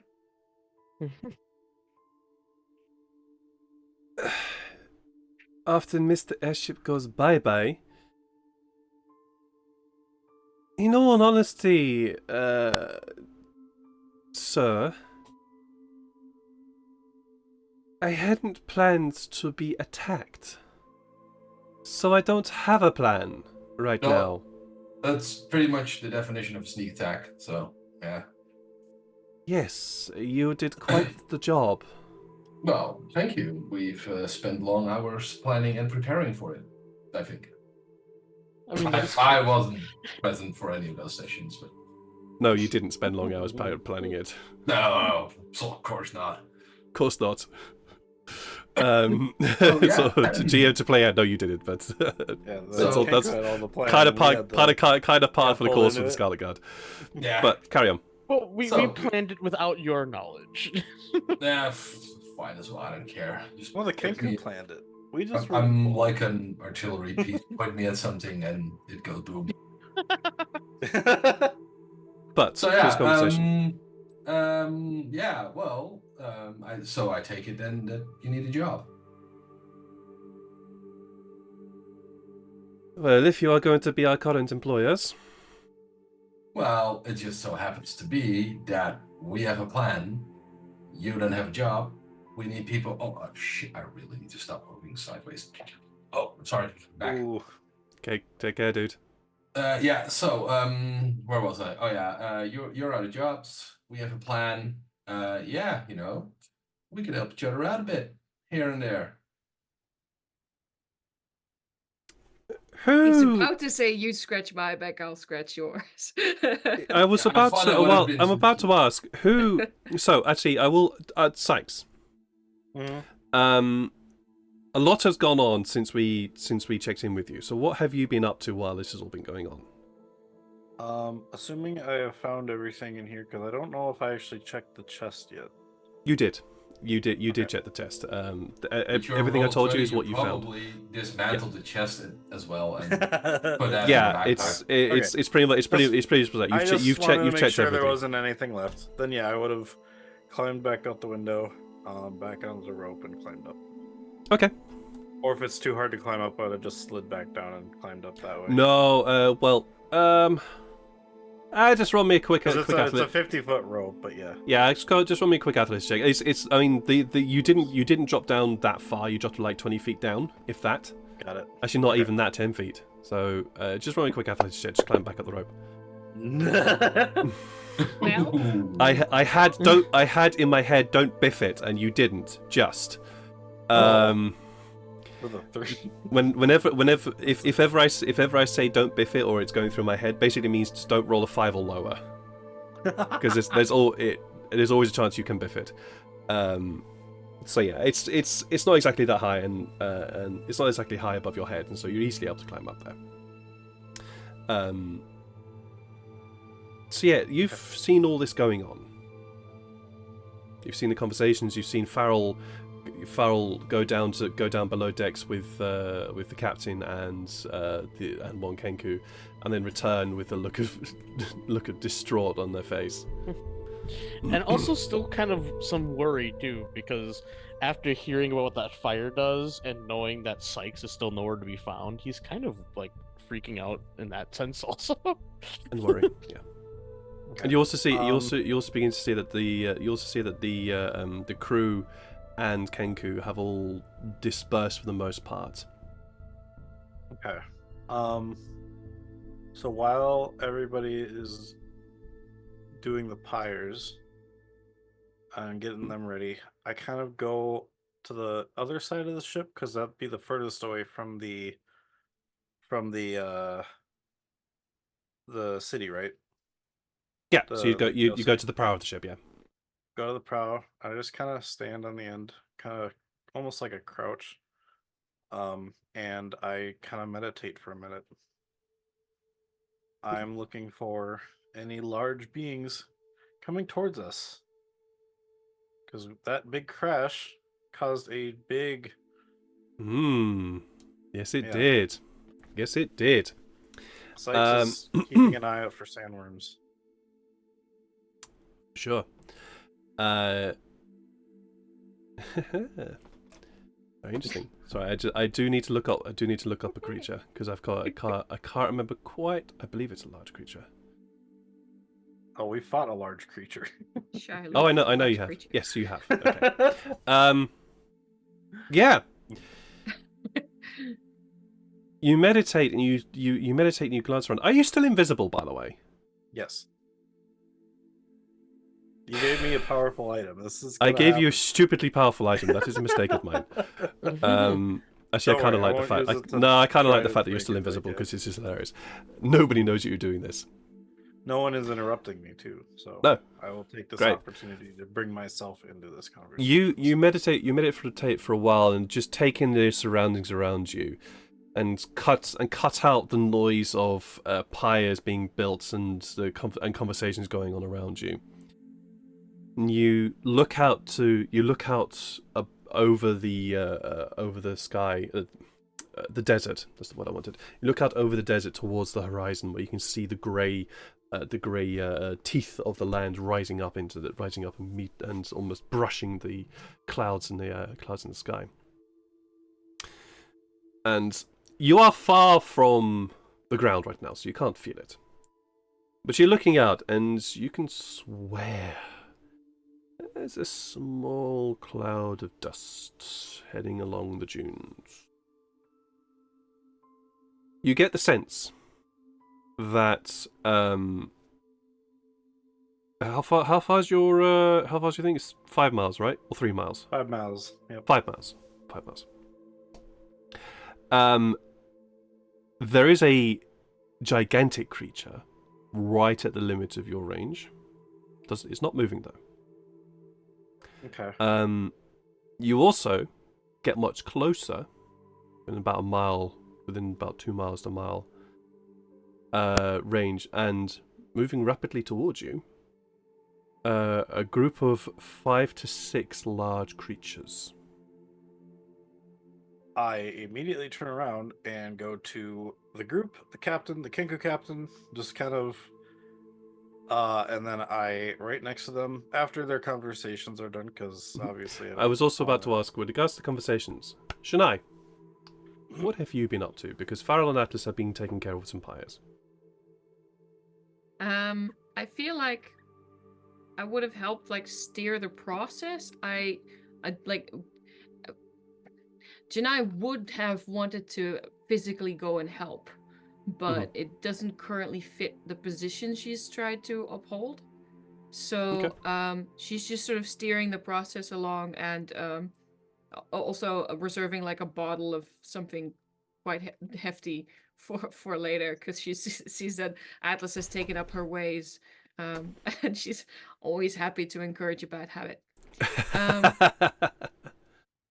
Sure. But All right. she'll be sort of supervising, keeping an eye on where everybody is. Also, quietly wondering where the fuck Sykes has gone off to. All right. So I will say, since you are sort of kind of supervising the process, you will therefore not be on the ship. You will be on the sand. Right. because that's where the pyres are going to be. They're not going to set up pyres on top of a would wooden make ship. no sense. So I will say that you're there. So the only people who are currently on deck is Tefari, the captain, this Kenku, and Sykes. Okay.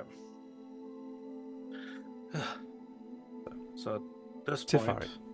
Oh yeah, sorry. Yeah. Back to your conversation. Yeah. Okay. Yeah. The captain just looks at you and says, "We had no plan. The ship is now down. Since you are now employers by force, we need to get airborne. And for that, we need to see what the propulsion is like. So that is the first thing on the plan.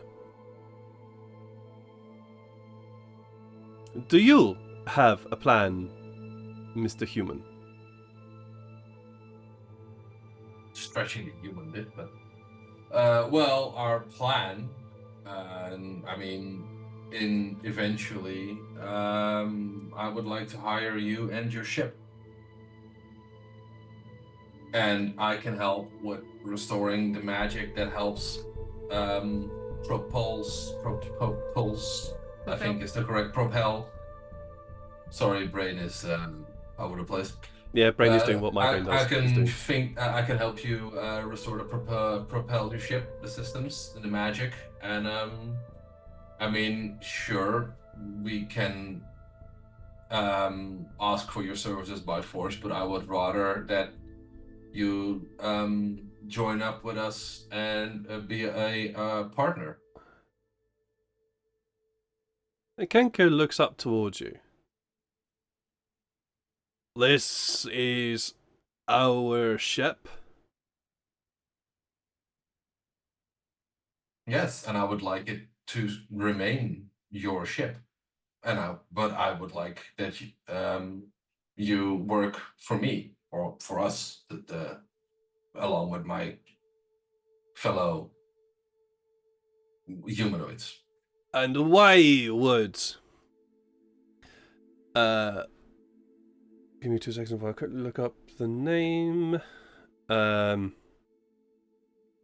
Well, why would the Caliph tribe work for you? Because right now you are being well, I mean, the Kenku are also practically enslaved by the Bonobralian government, right? I got that correct from you. I think They're not they're not enslaved. They have basically been fighting a guerrilla war since the end of the Civil War with the Empire. Yeah, and they're losing. somewhere at the bottom. Yeah. Yeah, and losing. All right. Yeah. Sorry, I needed to get that. Yeah, all right. no worries. Well, I'm. I mean, you may not know me, but I am. I used to be of the nobility of Bunabral. Pre-Civil War, before the whole caste system was introduced, and well, I'm currently I was exiled, sort of exiled to one of the other. I cannot remember any names today. I am so sorry. It's okay, dude. It's okay. What was the other island where we started? Fall. Yeah.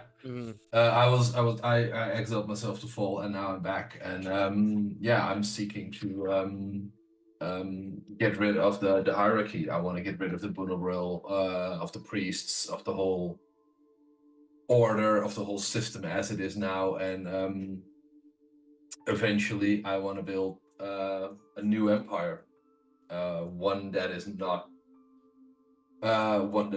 built on tyranny, and that doesn't cower under the tyranny of an authority that just does what they will. Roll a persuasion check. God, why am I always doing stuff for which I have to roll in things that I'm terrible at? Oh no, wait, I'm not actually that terrible. I'm pretty. You could No, I be think worse. persuasion you're pretty good actually. I think. I've prepared. You are bad. I am gonna re-roll that one. I need this Heck persuasion yeah. check. Do you have inspiration? No, but I have my thing. Time is on his We side. actually. Used Oh all yes, those last because time, yeah, didn't we? because of your. But your. How many times can you do that per day? Twice, I think. You've used it twice already. I have. Yeah, in the The battle. chrono shift. Oh. Chat, Damn I it. need you guys. It's mana Sorry. reroll. Help. Oh, Look at the what's sad wizard. There we go. Thanks, Once Noel. what's I will do my Noel? best not to make it Oh. more terrible. Yes, wizards Thank helping you. wizards. That's 14. It's better. 14. All right.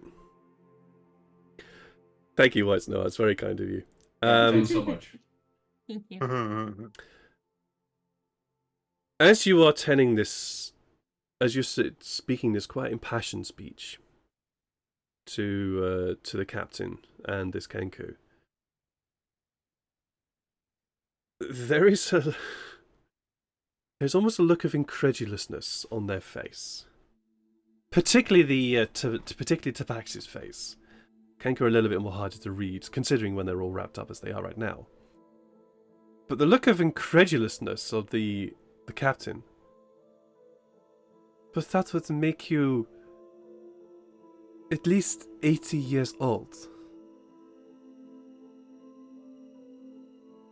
Yes.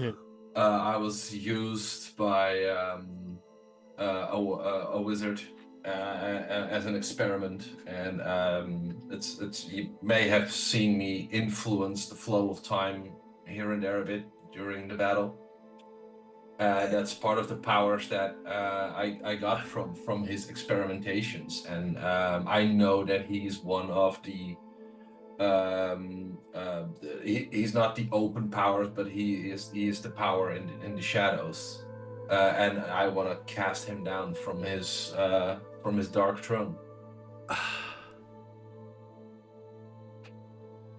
Honestly, this story is so incredible. I'm almost inclined to believe it from how incredible it is. And the Kenku, who has still not revealed their face, you still don't know who they are. That really sounds like a whole lot of eagle's dung, to be honest.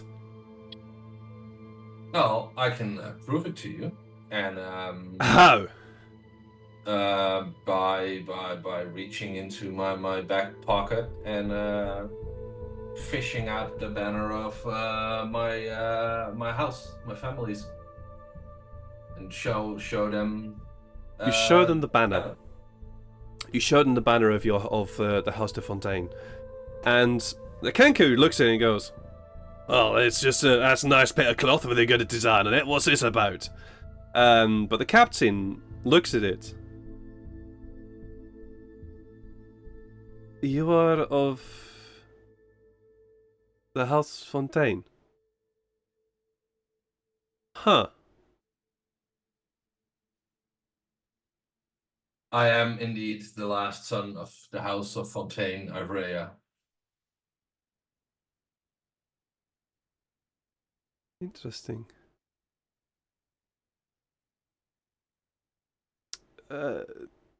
Mr. Kenku. Ah!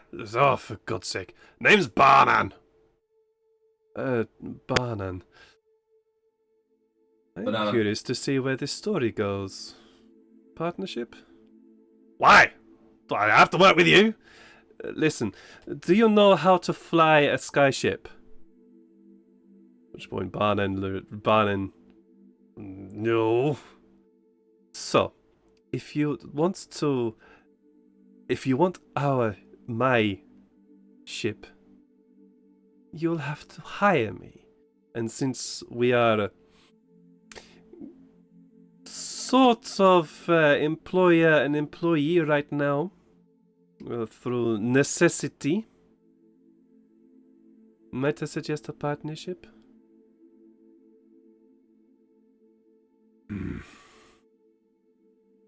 Alright.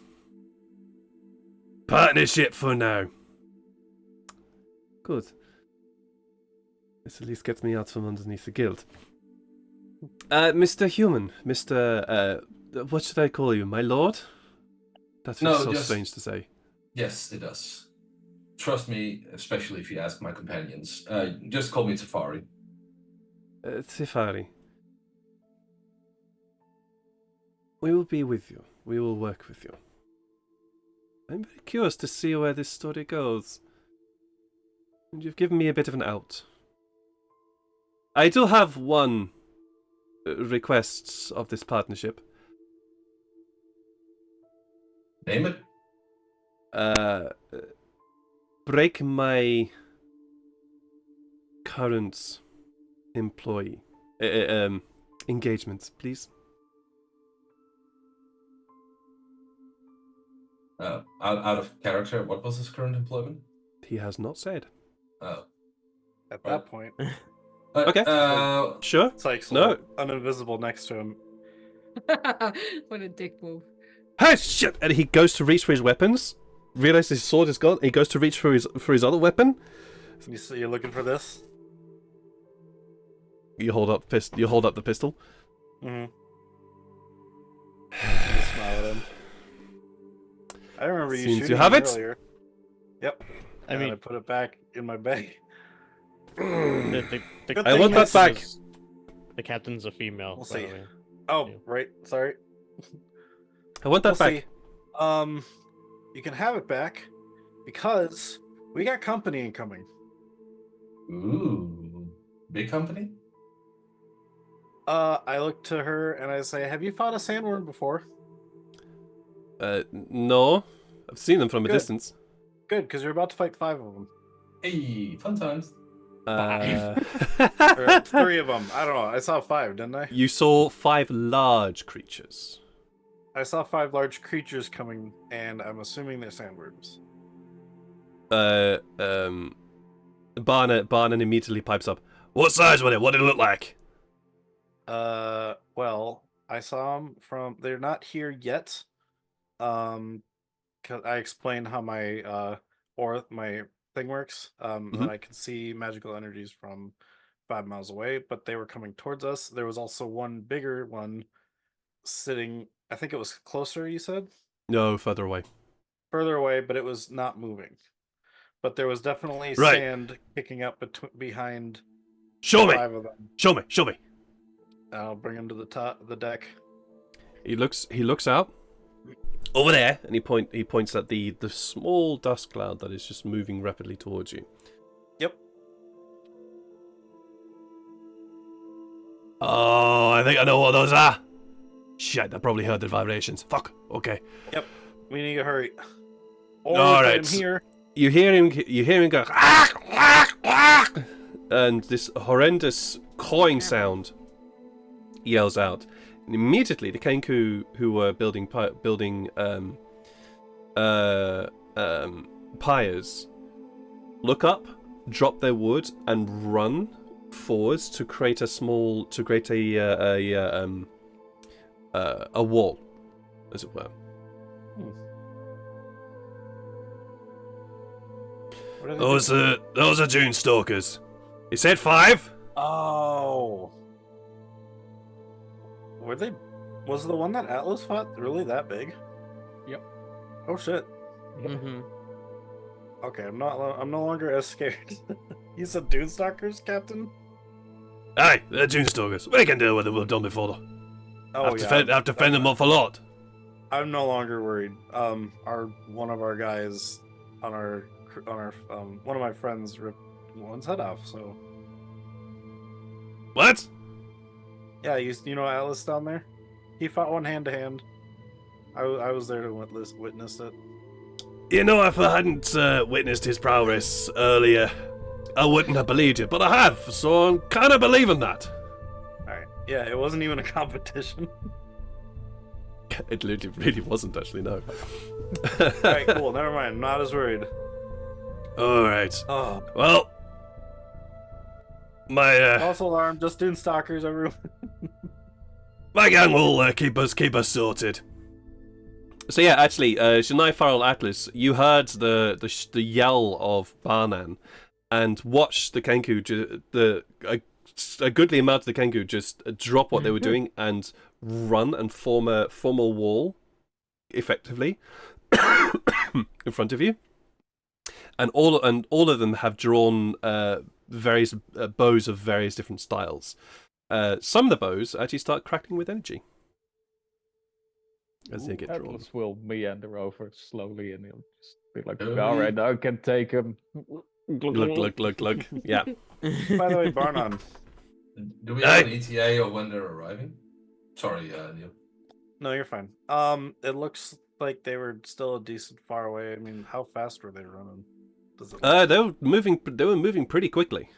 And you just roll me an edge check. Roll me an edge check. I was gonna ask for survival, but that's fine. No, this will be an edge check. 10. 10. Not you wouldn't know. Well, Well, Baanan looks out. Sure, but I reckon we've got maybe 5-10 minutes, and then they'll be here. Oh, don't worry, my boys can handle them. if they need help, I can always help them from here too. So, I'm helping. do you mind if we take the hearts of them when they're done, or do you guys take them first? If they stick around. Oh yeah. Well, I mean, if they die, I think Atlas wanted them for something. Well, if you can get them to stick around, then sure. But Okay.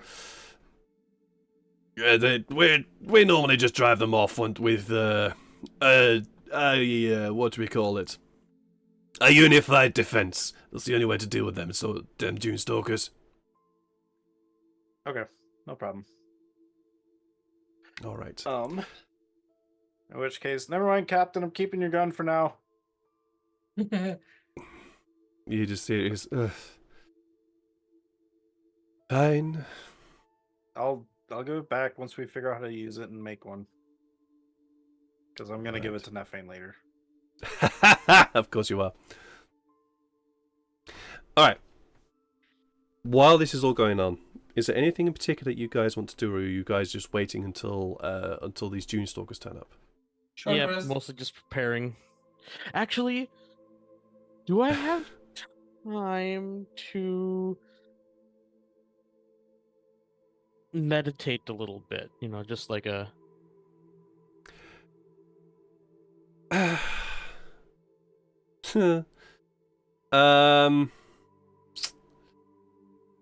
You have so Sykes, do you inform everybody? Yes. Okay. And in which case, after everything's clear, I'm gonna go find Farrell first. All right.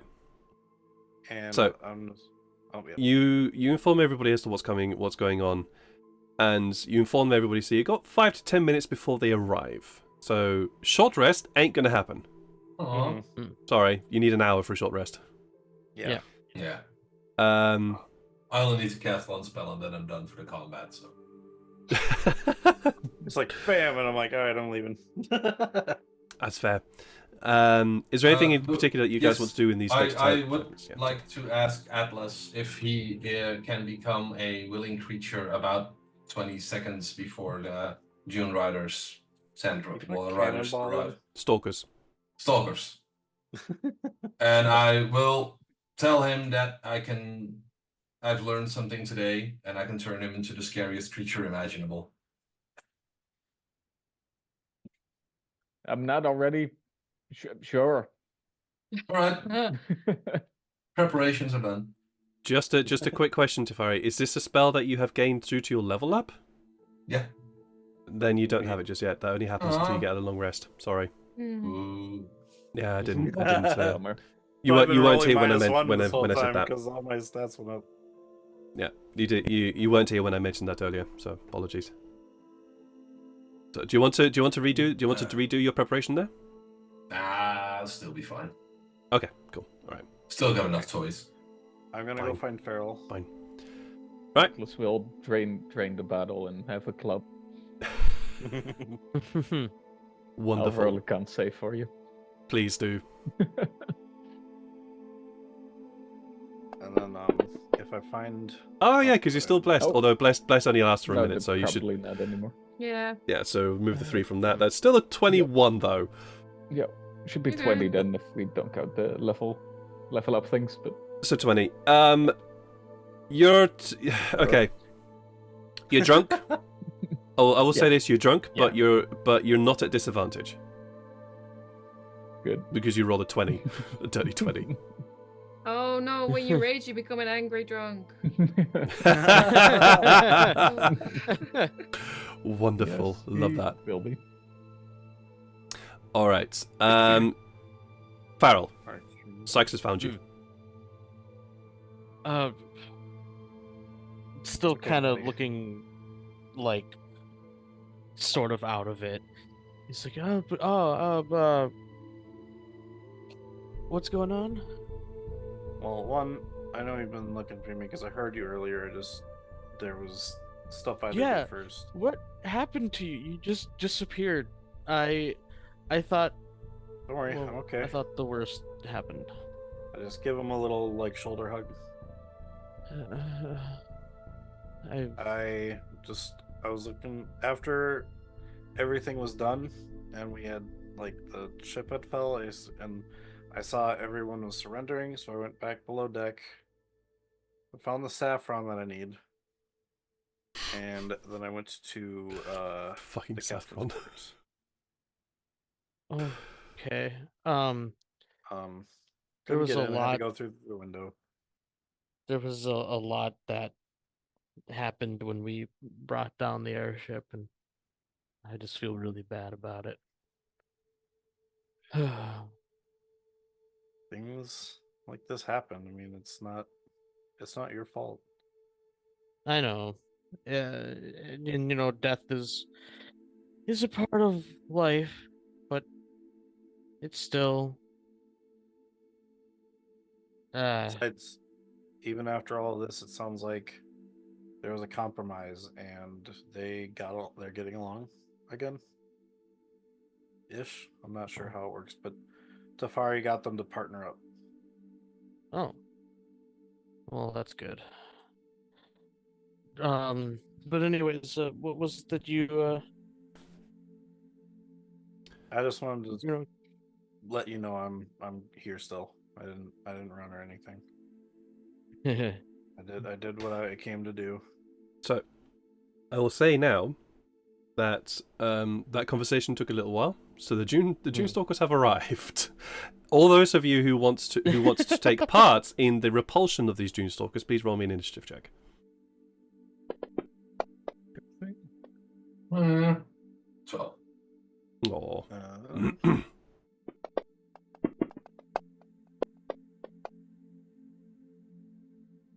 Wow, Shania is going before Atlas this time. Good lord. Wow. Natural 20. Actually, don't Shania is going before Sykes, which is even more hilarious. Yeah, I usually go as one of the last. and I'm Yeah. going. I have advantage on it. I roll like dog shit on initiative. Yeah, so usually. do I.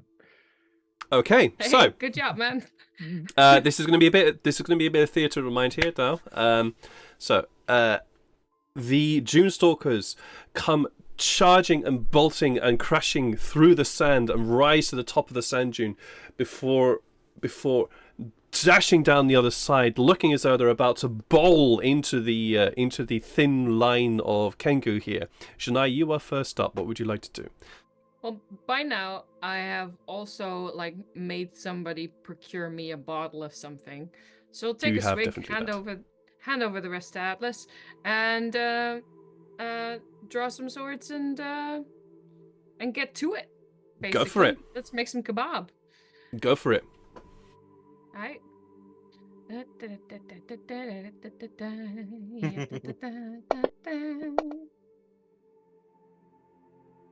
I can't see what it is. 20. Yeah, 20 definitely hits. A dirty 20 total definitely hits. You go charging forward past the line of Kenku. Kenku, there are some yells and shouts out towards you. As, what are you doing? No, come back! They'll scream at you. But you go charging towards them, and that kind of sort of takes the June Stalkers a little bit by surprise. They hadn't expected somebody to go running towards them. We are staying with this music, by the way. To go charging towards them, and you run up and strike one of them swiftly in the chest. Roll me your damage, please. Oh, I have some bad damage. 8. 8. Wonderful. Just quickly checking his stuffs. Yeah, they're good. Cool. All right. That's your first You attack. know what? Do I still have? Yeah, I do. I have so many superiority dice left. Yeah. Here, have another 2 damage, and I'll use rally Mm-hmm. on goodness who? Let's Let's say Atlas is the nearest one to you. Atlas doesn't really need it. Absolutely fair. Who else is fighting? That's Sykes, Teferi, and Everybody's Yeah, currently yeah. fighting. Sykes and Farrell. I I'm at imagine a that you. rail, or I'm at Yeah. a range. Yeah, I imagine you two are currently sort of having this chat, having your discussion behind the lines. Yeah. And Teferi, where would you like to be, Teferi? Would you like to be on deck or would you like to be on the sand? I would like to be with the other Cancun on the sand. Sure. Okay, that's fine. Then the Teferi, I imagine Teferi would then be the nearest one after Atlas. Right. Shouldn't I? Well, they didn't take any damage after I gave them temporary points last time, so the points would be wasted on those two. So in fact, as I ram this bottle of liquor at Atlas, that's a part of my rally. I have 2 temporary hit points. Sure. All I'll be right. raging, so it'll effectively be 4. Effectively, yes. That was your first attack, Shania? Yep, doing that again.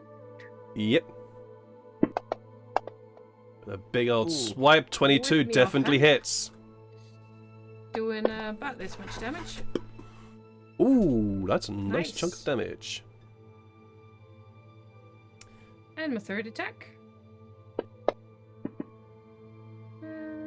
18, 18. definitely still hits. For another 11. Oh boy. This guy was not expecting that. As you charge forwards, swipe, and the third strike coming upwards across the chest, you almost open this creature out to the hot baking sand as this horrendous scream emerges from this creature and sort of stumbles backwards from you. It's not moving backwards, but it definitely got knocked backwards a little bit by your ferocious attack. Atlas, you are up. What would you like to do? Well, I guess since I have a new battle, I will be dual wielding battle. Yes. I'll Yes. have a swig. I'll start. Just smash I'll bottles. start Nice raging, swig. and You become an being angry drunk. belligerent drunk. I'll run at a different one, a different June Stalker, and smash him with the empty bottle Absolutely, you do. recklessly. I might add. Of course. Of course, yeah. Just throw a bottle in his mouth, punch it Yes. further in. 19 definitely hits. Yes, it should be 18 because it should be one. Oh level yeah, up. but Uh, 18 yes. still hits. Yes. Yep. And, my rage damage. There, that's 8 for my first. 8 for your first Also, whack. For Yep. some reason, I can't. And I'm then, not getting the well, I proper assume mana. that will break the battle, so I will stab him with the battle now. Of course, absolutely you do. So Smash don't that. worry. Oh!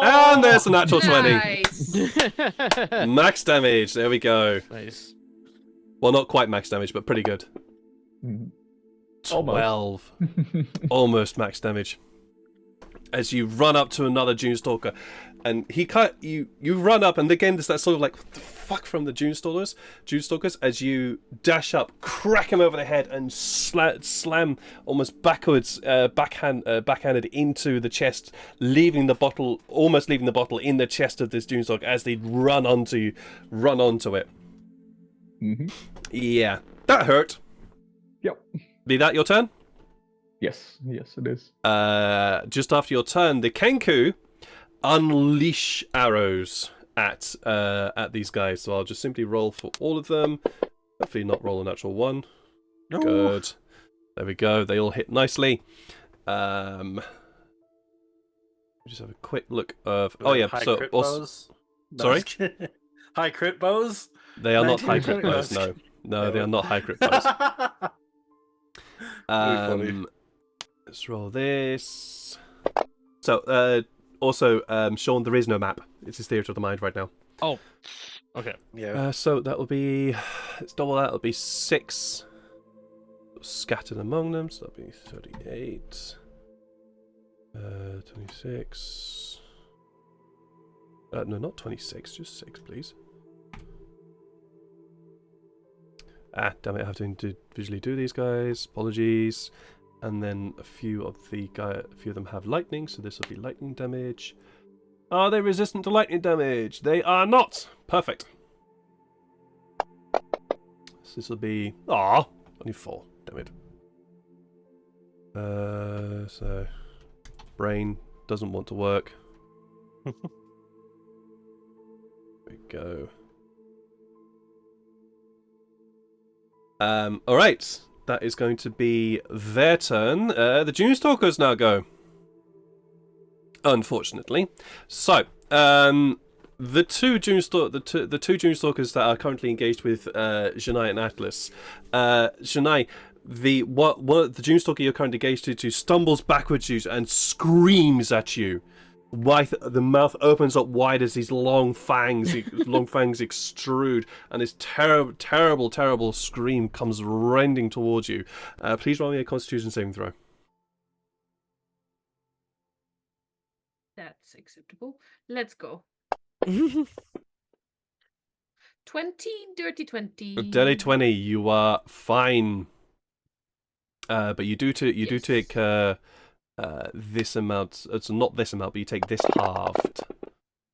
You take 10 points of force damage as this almost like blast of sounds rattles into you. And it will, it'll turn its back and try and run away from you. As my hair flaps in the wind. Yeah, pretty much.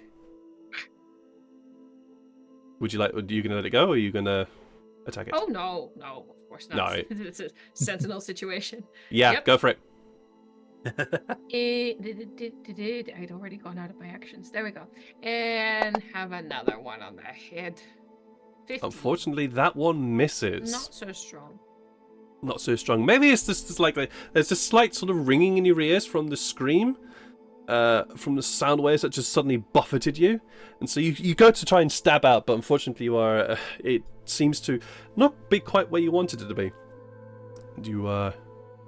It runs beyond your range. It didn't like what you did to it, so it's running away. Understandable. Yeah. There is also this kind of sort of unleashing of sound as these Dunestalkers come charging towards you. Atlas, since you are there, this and kind of are almost bowled over as this Dunestalker, as both of you almost collide head first into each other. Yeah, it's great. We're gonna go with a head first collide on you because that sounds funny. He gets advantage on me. Oh yes, he does. Wrecked. 14 or a 23. Yep. I think a 23 definitely hits you. Yes. We'll go with a 1d4 plus his strength, so plus 3.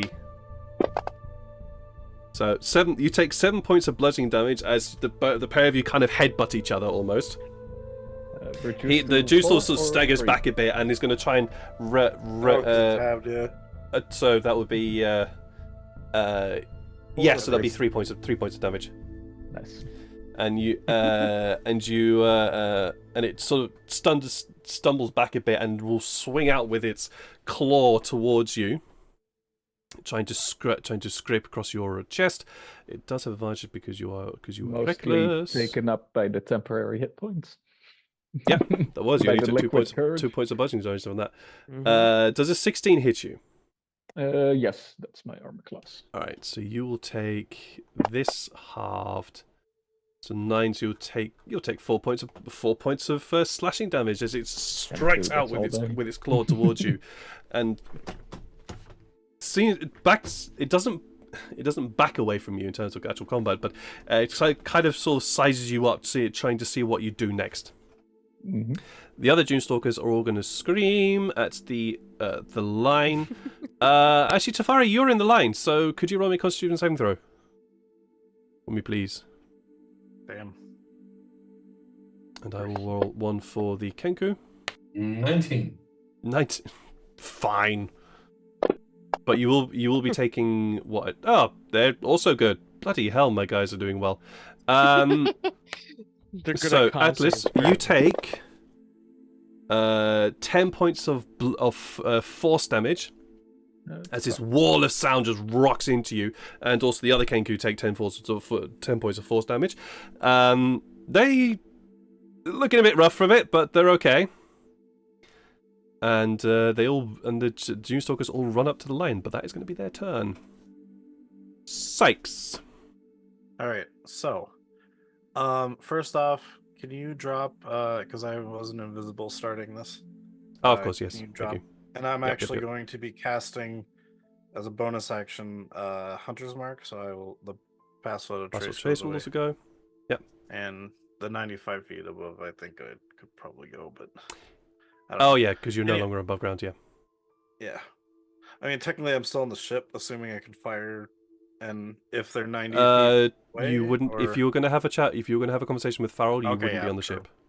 Gotcha. Then yeah, I will have gone down there. Sorry. Well, that makes me closer for the Hunter's Mark anyway. So I will Hunter's Mark Dunestalker 1. So let me first cast that, do that. And I assume I put the Hunter's Mark on me, because when I do I the believe so, damage, yes. yeah. Okay. So then I'm going to take my longbow and I'm going to shoot it at Dunestalker 1. Alright, go for it. -1, and I don't have advantage on this. Nope. Correct. Well, Okay. they are in combat right now. Oh yeah, I guess if Dunestalker 1 ran away, he wouldn't be in combat with anyone. Oh, okay, you're shooting at that one. Yes, no, he wouldn't be in combat. Okay. No. Then yeah, then it's just the Hunter's Mark. Okay, just making sure. Shit. Unfortunately, that does miss, yeah. Okay, second attack on the same one. Go for it. -1. So Tefari, don't forget to take the 3 points of There force we damage, go. please. 24 definitely hits. Okay, so oh yeah, no sneak attack, so just 1d8 plus 4. Takes 13 damage. Oof, oof. You pull out two first arrow and fire it off, and it lands short. So you recorrect, trying to correct for the movement of the Dunestalker, and you fire again. This time striking it into its tough back hide. It seems to stumble for a moment before picking itself up and carrying on almost with a limp. Is that your turn? Yeah, I just say that one's almost down. All right. Tefari, what are you doing? Also, we count up in this game. Sorry. What are you doing, Tefari? Yes. Is there any way that I could trap a multiple of them in a 30-foot radius?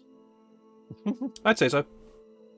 How many would I be able to grab? I'd say you'd be able to get 2. Alright, then I would like to position a sickening radiance in a way that I can grab 2 of them. Go for it. You have. You step forward to the side a bit as the Dunestalkers crash into the line of Kenku. You step forward and start to pull your magic together. Sickening Ray is a Constitution save throw. Yes. Thank you very much. I will use this. AC 17. 17. Ooh. No, that's not. That's a check. Well, actually, they have a +4 on the Constitution saving throw. I think a natural 20 makes the first one, but the second one though, don't know why it's not allowing me to do a con +4, but there we go. Saving throw. Here we go. No, just the first die. Oh damn! 21 and a 23. 21 and 20. Yeah, Yeah, then 24. it does nothing. Oh, sorry about that. And that's my turn. All right. Cool. Farrell, what you doing? I'm sorry. I have What? to say that to you already because I know you love this spell. Go on. So much. What spell? But I am going to focus on the area behind the 3 that are still engaged with the party. Okay. I'll let the other one go. And then I'm just going to think about like the heat that's in the air because it's hot, we're in a desert. And then I coalesce the heat into 3 fire elementals behind each. Just a quick question. Stalker. Just a quick question: is this a spell that you would have gotten on your level up? He used Nope, it before because the this is the kind fight. of yeah. Yeah, But that's fine. the time I used it. This This is the mini one. Yep. So Got ya. oh wait, I can't do 3. I can only do 1, 2, or 4. So I guess I'll do 4. So I will do one. The one that's running away. I guess. Okay. Cool. And Right. they all are CR rating 1/2 fire elementals. Mm-hmm. Well, they're not fire. Are they actually fire elementals?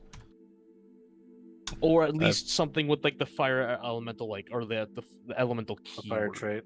Yeah. Yeah. I need to have a look at the spell quickly. Just Because it just says 4 elementals of a challenge rating, 1/2 or lower. what's it called again? Conjure minor elemental. Thank you, Conjure Minor Elemental. Some of them must appear.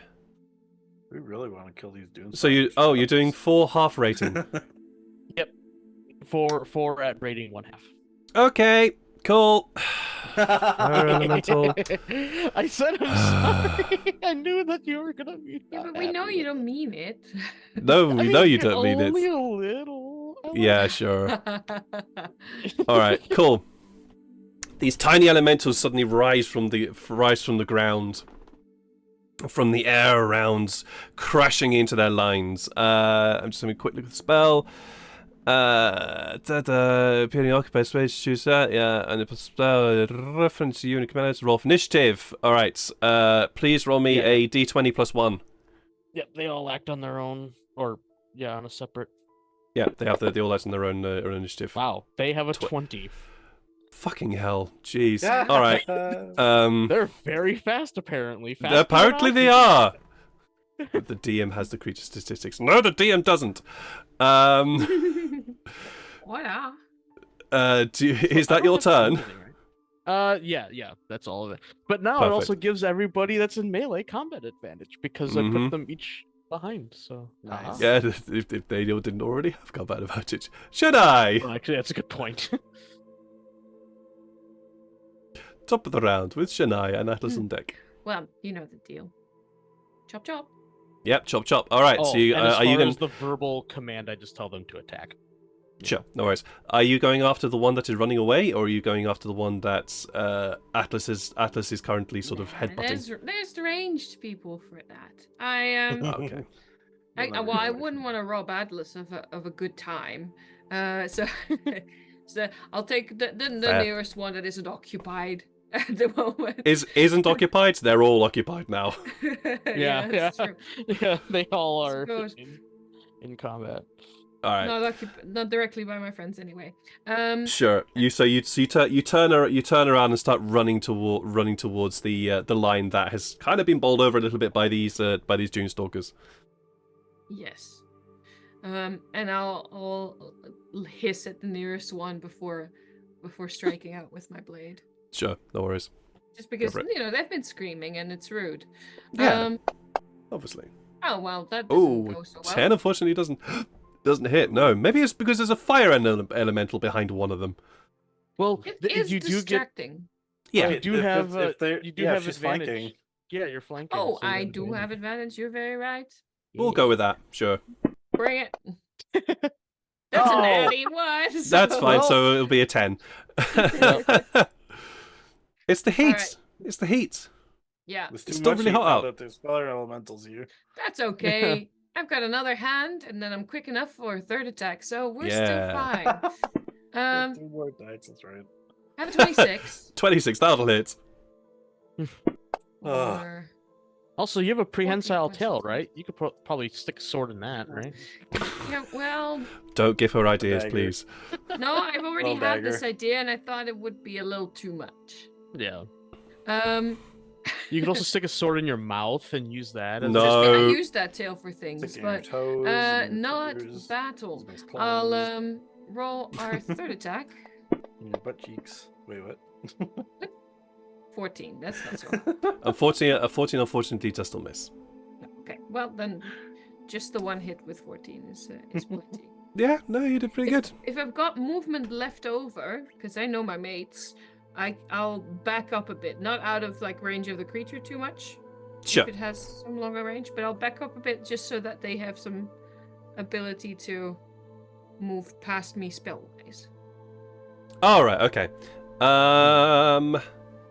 What is the range? The range is 5. Okay. No, you can back up a bit and still be within striking range of the Dunestalker. Right. All right. Is that going to be your turn? That'll be me. Alrighty, Atlas. Atlas will Potato. recklessly. Doesn't matter if he has advantage anyway. He's drunk and angry. He will recklessly try to stab the rest of this battle into the enemy. Go for it. God, He's doing a bar fight in the desert. got a new Mhm. hole. Oh, double AT, 25. Definitely hits. 4, but yes. That's This is number Atlas's one. new style is bottle fighting. Mhm. There is something called Eight. Drunken Brawler somewhere in Pathfinder. That's 22, definitely I still do hits. have the bar brawler. There's a The drunken tavern brawler, Path feat. of the Monk. Literally. Yeah, we'll say that's a monk one. yeah. Literally have it. That's why Excellent. I'm good at stabbing with battles. That's Yeah, tavern. you. Great. Honestly, I would not want to fight a pissed off Atlas. He would obliterate me. I wouldn't want to Um, fight regular Atlas. This is also true. Yeah. You. Yeah. Both bottles are now smashed, and you are basically just jabbing them into this creature, yelling and screaming out of the top of your lungs. How with- strong was the alcohol you drank? Jesus. Like, I brought and the there good there stuff. is like if you don't mind me sort of adding into that scream, Mm. there is the rage is like you can always tell when rage is fueled by anger or when it's fueled by sadness, Mhm. and it has that No, edge to it. You're picking up on the mood, right? Yep. Yeah. Mhm. This is a sad boy. Mhm. Yeah, it's an upset boy. So Yep. after that, If he's still alive, I will grapple him with my bonus action. okay, it is still alive. Oh, 15. All right, it's gonna try and not be grappled because it's hurting and doesn't like the fact that there's something beating it to pieces. It is going to. It does not have that. Does not have that. Does not have that. Cool. So it's just gonna try and just do a regular strength check. That will succeed. Yep. So it's you go to try and grab it, and it grabs your arms and pushes them back to stop you grabbing it. Is that going to be your turn? Yes. This poor thing. It was coming over because it thought it heard food, so that's what it came to do. But then it became prey. Yeah. Fire elementals time. Oh boy. I'm pretty sure this is not the stats I'm meant to be using, but fuck it, we're going to use it.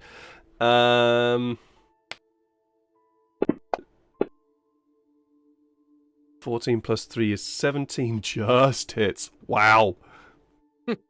They'll it's still resistant to damage, to fire damage though, so they'll take 1 point of fire damage from that. But it does it 3 times. So I'm not sure it does it 3 times, but whatever.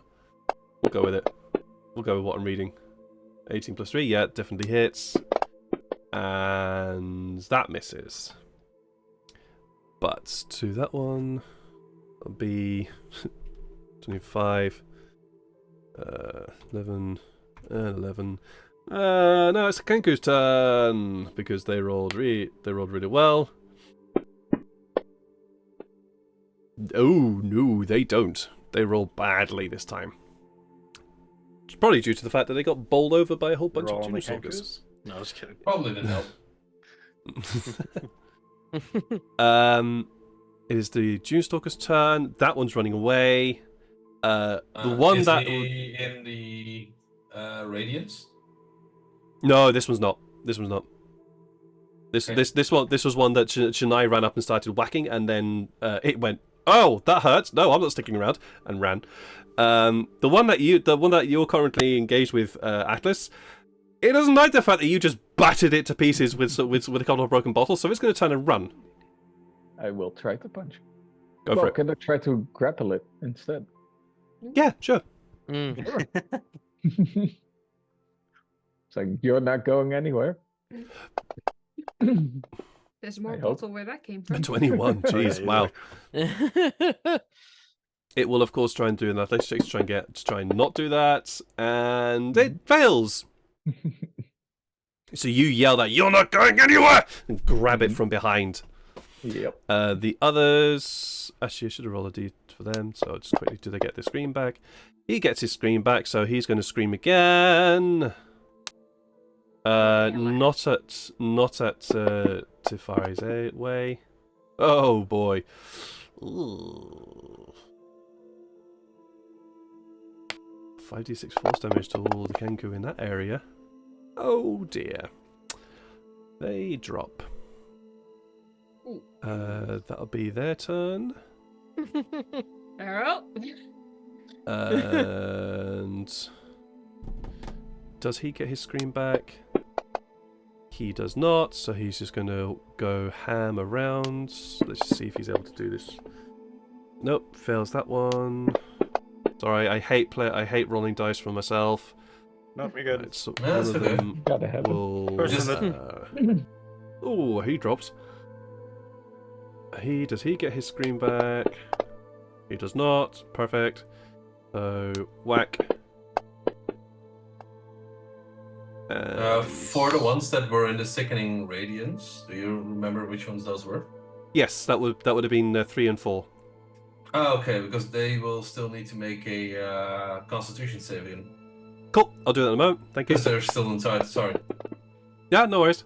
But, oh, he definitely misses. Right, let me do the Constitution save throw. I'll just use this one because it's sense for everybody. Constitution save throw for number 3. Ooh. Oh, he definitely fails. And number 4 also fails. Alright. Then number 3 gets... So they both take this amount of damage. 18 radiant damage and a level of exhaustion. Oof. Oh, they both then get. Yeah, 18 they radiant, yeah. and they When both it's get a Pretty point of good. exhaustion. yeah, when you hit a collective group, you just roll once for everybody. Mhm. So that'll be 4. Ooh, dear, he's not happy. And that'll Ouch. be, what was that? That'll be 29. All right, Sykes. From your position, you can see that that one Doomstalker is just gone. He's just Quick Crested the question. Junior has gone He beyond the kept side. running on his turn, right? Doing soccer one. Nope, he just ran.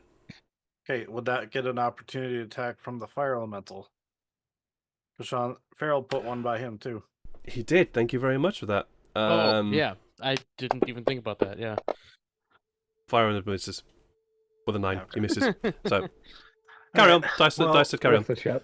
He's still within my range, so bonus action to aim, so I can get my sneak attack. He has so I'd say he's gone beyond the dune, so he's gone down the other side. You're not able to see him.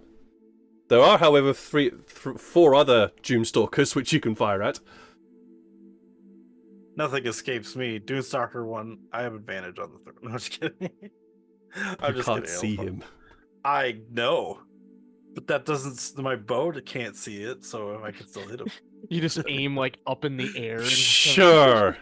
Sure. I'll allow that. Disadvantage though. Okay, so normal roll. 'Cause Go for it. I aimed. All right. Oh, I gotta. Oh yeah. So there we go. If you crit miss, he's gonna make you hit Oh yourself. shit! Yep. Oh boy. Roll me a d8 for me, please. Do you like how I called shot that, Ed? You know? Yeah. I love that. We will be The stopping fairly soon. prophecy. The prophecy. 5. 5. Where would that have gone? 1, 2, 3, 4. That's gone into one of the Kenku. Well done. Roll damage. Oh. Oh. Shot the Kenku. Oh Oh, no. I was they're hoping that murderers you'd shoot already yourself. anyway. Our new Well, allies, Neil. I aimed, so Mm-hmm. I gotta add that to me. Oh jeez.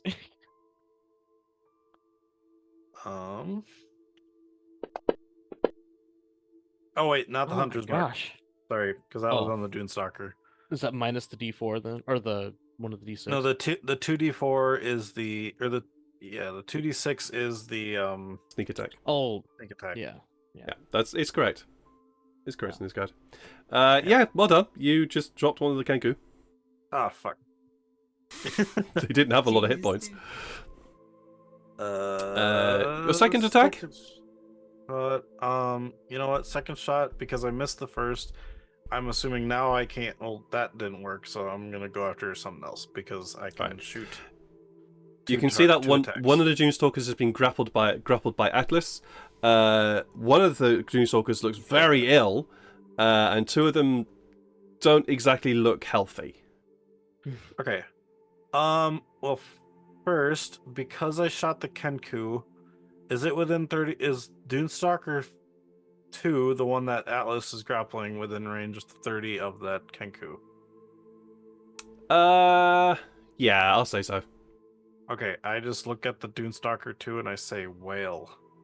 And I'm gonna use my whale of the grave. Okay, tell me what that does. I know. So basically, it says, as you nudge someone closer to the grave, you can channel the power of death to harm someone else as well. Immediately after you deal your sneak attack damage to a creature on your turn, you can target a second creature that you can see within 30 feet of the first creature. Roll half the number of sneak attack die for your level, round up, and the second creature takes necrotic damage equal to the roll's total, as well as the dead sound around them, or as wails of the dead sound around them for a moment. All right, roll a d6. It's 4 necrotic damage 4 necrotic damage. Lovely. as ghosts kind of scream in their ears. Yeah. Wonderful. So I can use that 3 times because I'm not level next yet. All right. So I got it's equal to my proficiency. That time I can use a day. Cool. So- Wonderful. yeah. Your second attack though. So I'm just trying to keep Dunestalker things 3. moving along. Yep, I know. Sorry. So I will attack Dunestalker 3 since Alice has Mhm. Dunestalker 2 in hand. And that. So, yeah. Sorry. There we go. A 13 Um, unfortunately misses. Yeah. Perhaps it's Actually- the yeah. No, because I was wondering. Oh no, aim happens on the first roll. So yeah, Yeah. it would miss.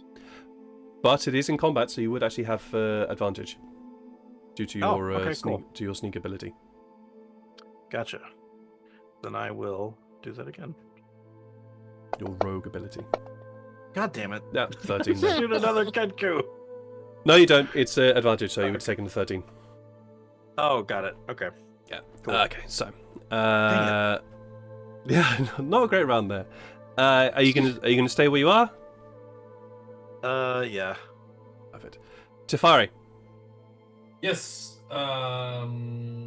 30. Check. Yes. No, 20 feet radius. Once again, maximum number of targets. Please. I'll say that you're able to get 3 of the Doomstalkers now. So obviously not the one that Atlas is currently grappling, but in order to get 3 of them, you will also get 3 of the fire elementals. Yeah, fine. I would like everyone in that area to make a dexterity saving throw. A text. Okay. Everyone.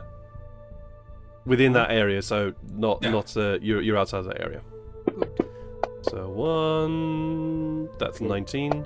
2, that's a fail. 3, That's fail. So one of them succeeds. Plus Including me? the. I'll just roll once for all the fire elementals because I'll just speed Yeah. things along a little bit. Fire. They also fail as well. Should I roll one?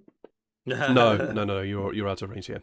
That is 23 ice damage to the ones that failed, and half Jeez. of those that make it. I was saying if it was fire damage, and then they No, would. this is specifically ice cold damage. I mean, if it takes out the stalkers, I don't mind if it kills the elementals. Yeah. That's why I went okay so for only hitting stalkers and fire T6. elementals.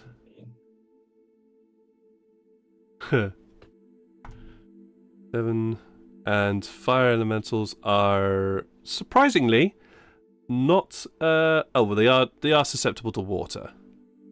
I'll Water say is a that. different I'll say- element in D&D. yeah, than it is. cold, It is. though. Weirdly enough. Yeah, it's kind of strange in that. Yeah. So, For some reason, water is just force damage. It's like and that weird. was the first one, which was 19. You took half. Well, have you ever Yeah, been it doesn't hit by a really jet doesn't of fucking water? matter. So, Oh That's yeah. force damage. here's what happens. Yeah. Here's what happens.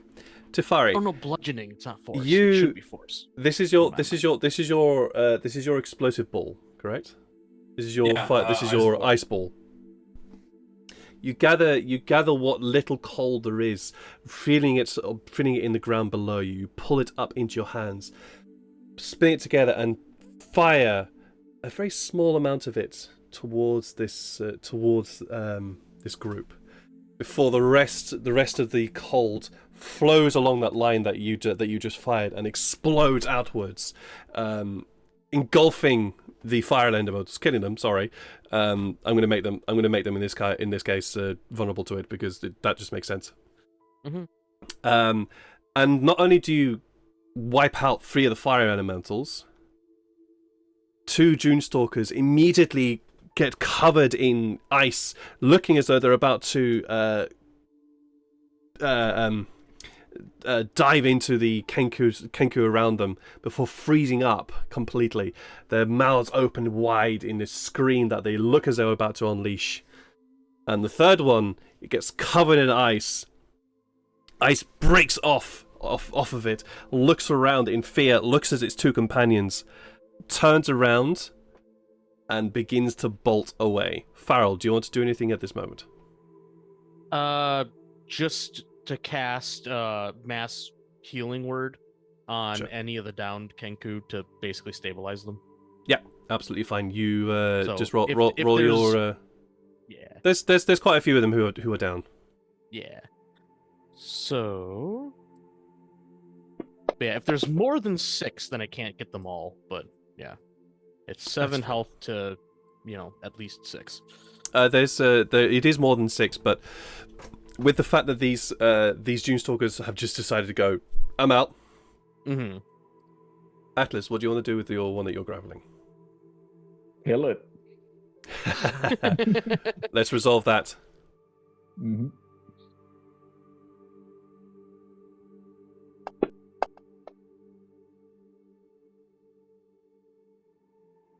Yep, Should definitely. be a 16, by the way. Oh, 16? Oh, yeah. Yep. Then a 16 will fail, but the 26 definitely does.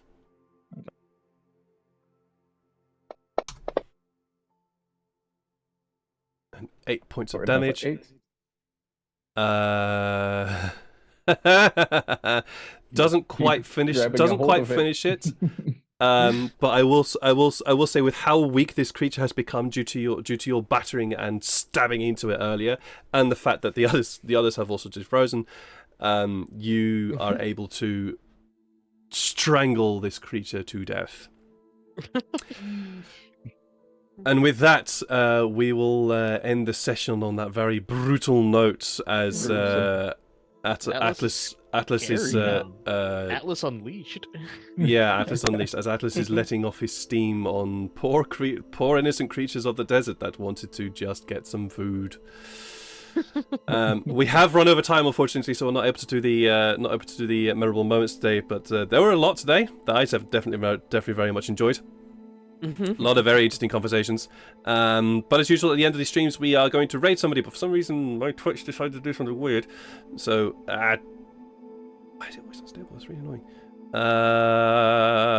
We are going to raid. Who are we going to raid?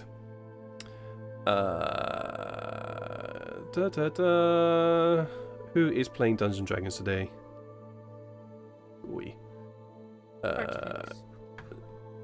We've read them quite a lot recently, so we'll read somebody else.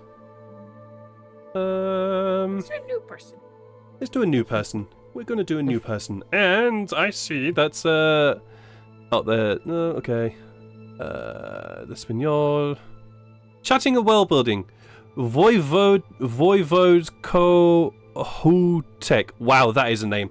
They're doing China world building and doing some Dungeons and Dragons, so we're going to go and rate them. That is really quite the name. So, guys, go over there and give them some love and like some wonderful stuff that I know you guys are capable of doing. I'll be back tomorrow with some Kingdom Come Deliverance I think I'm doing, and then Saturday is going to be some TTRPG chat.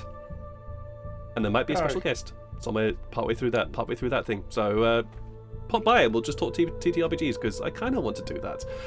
My channel is moving towards the TTRPG stuff, which is kind of what I've been wanting to do anyway. And then Sunday, shut up. Sunday is Fortune's Whimsy, so do join us for that. And I think that's it.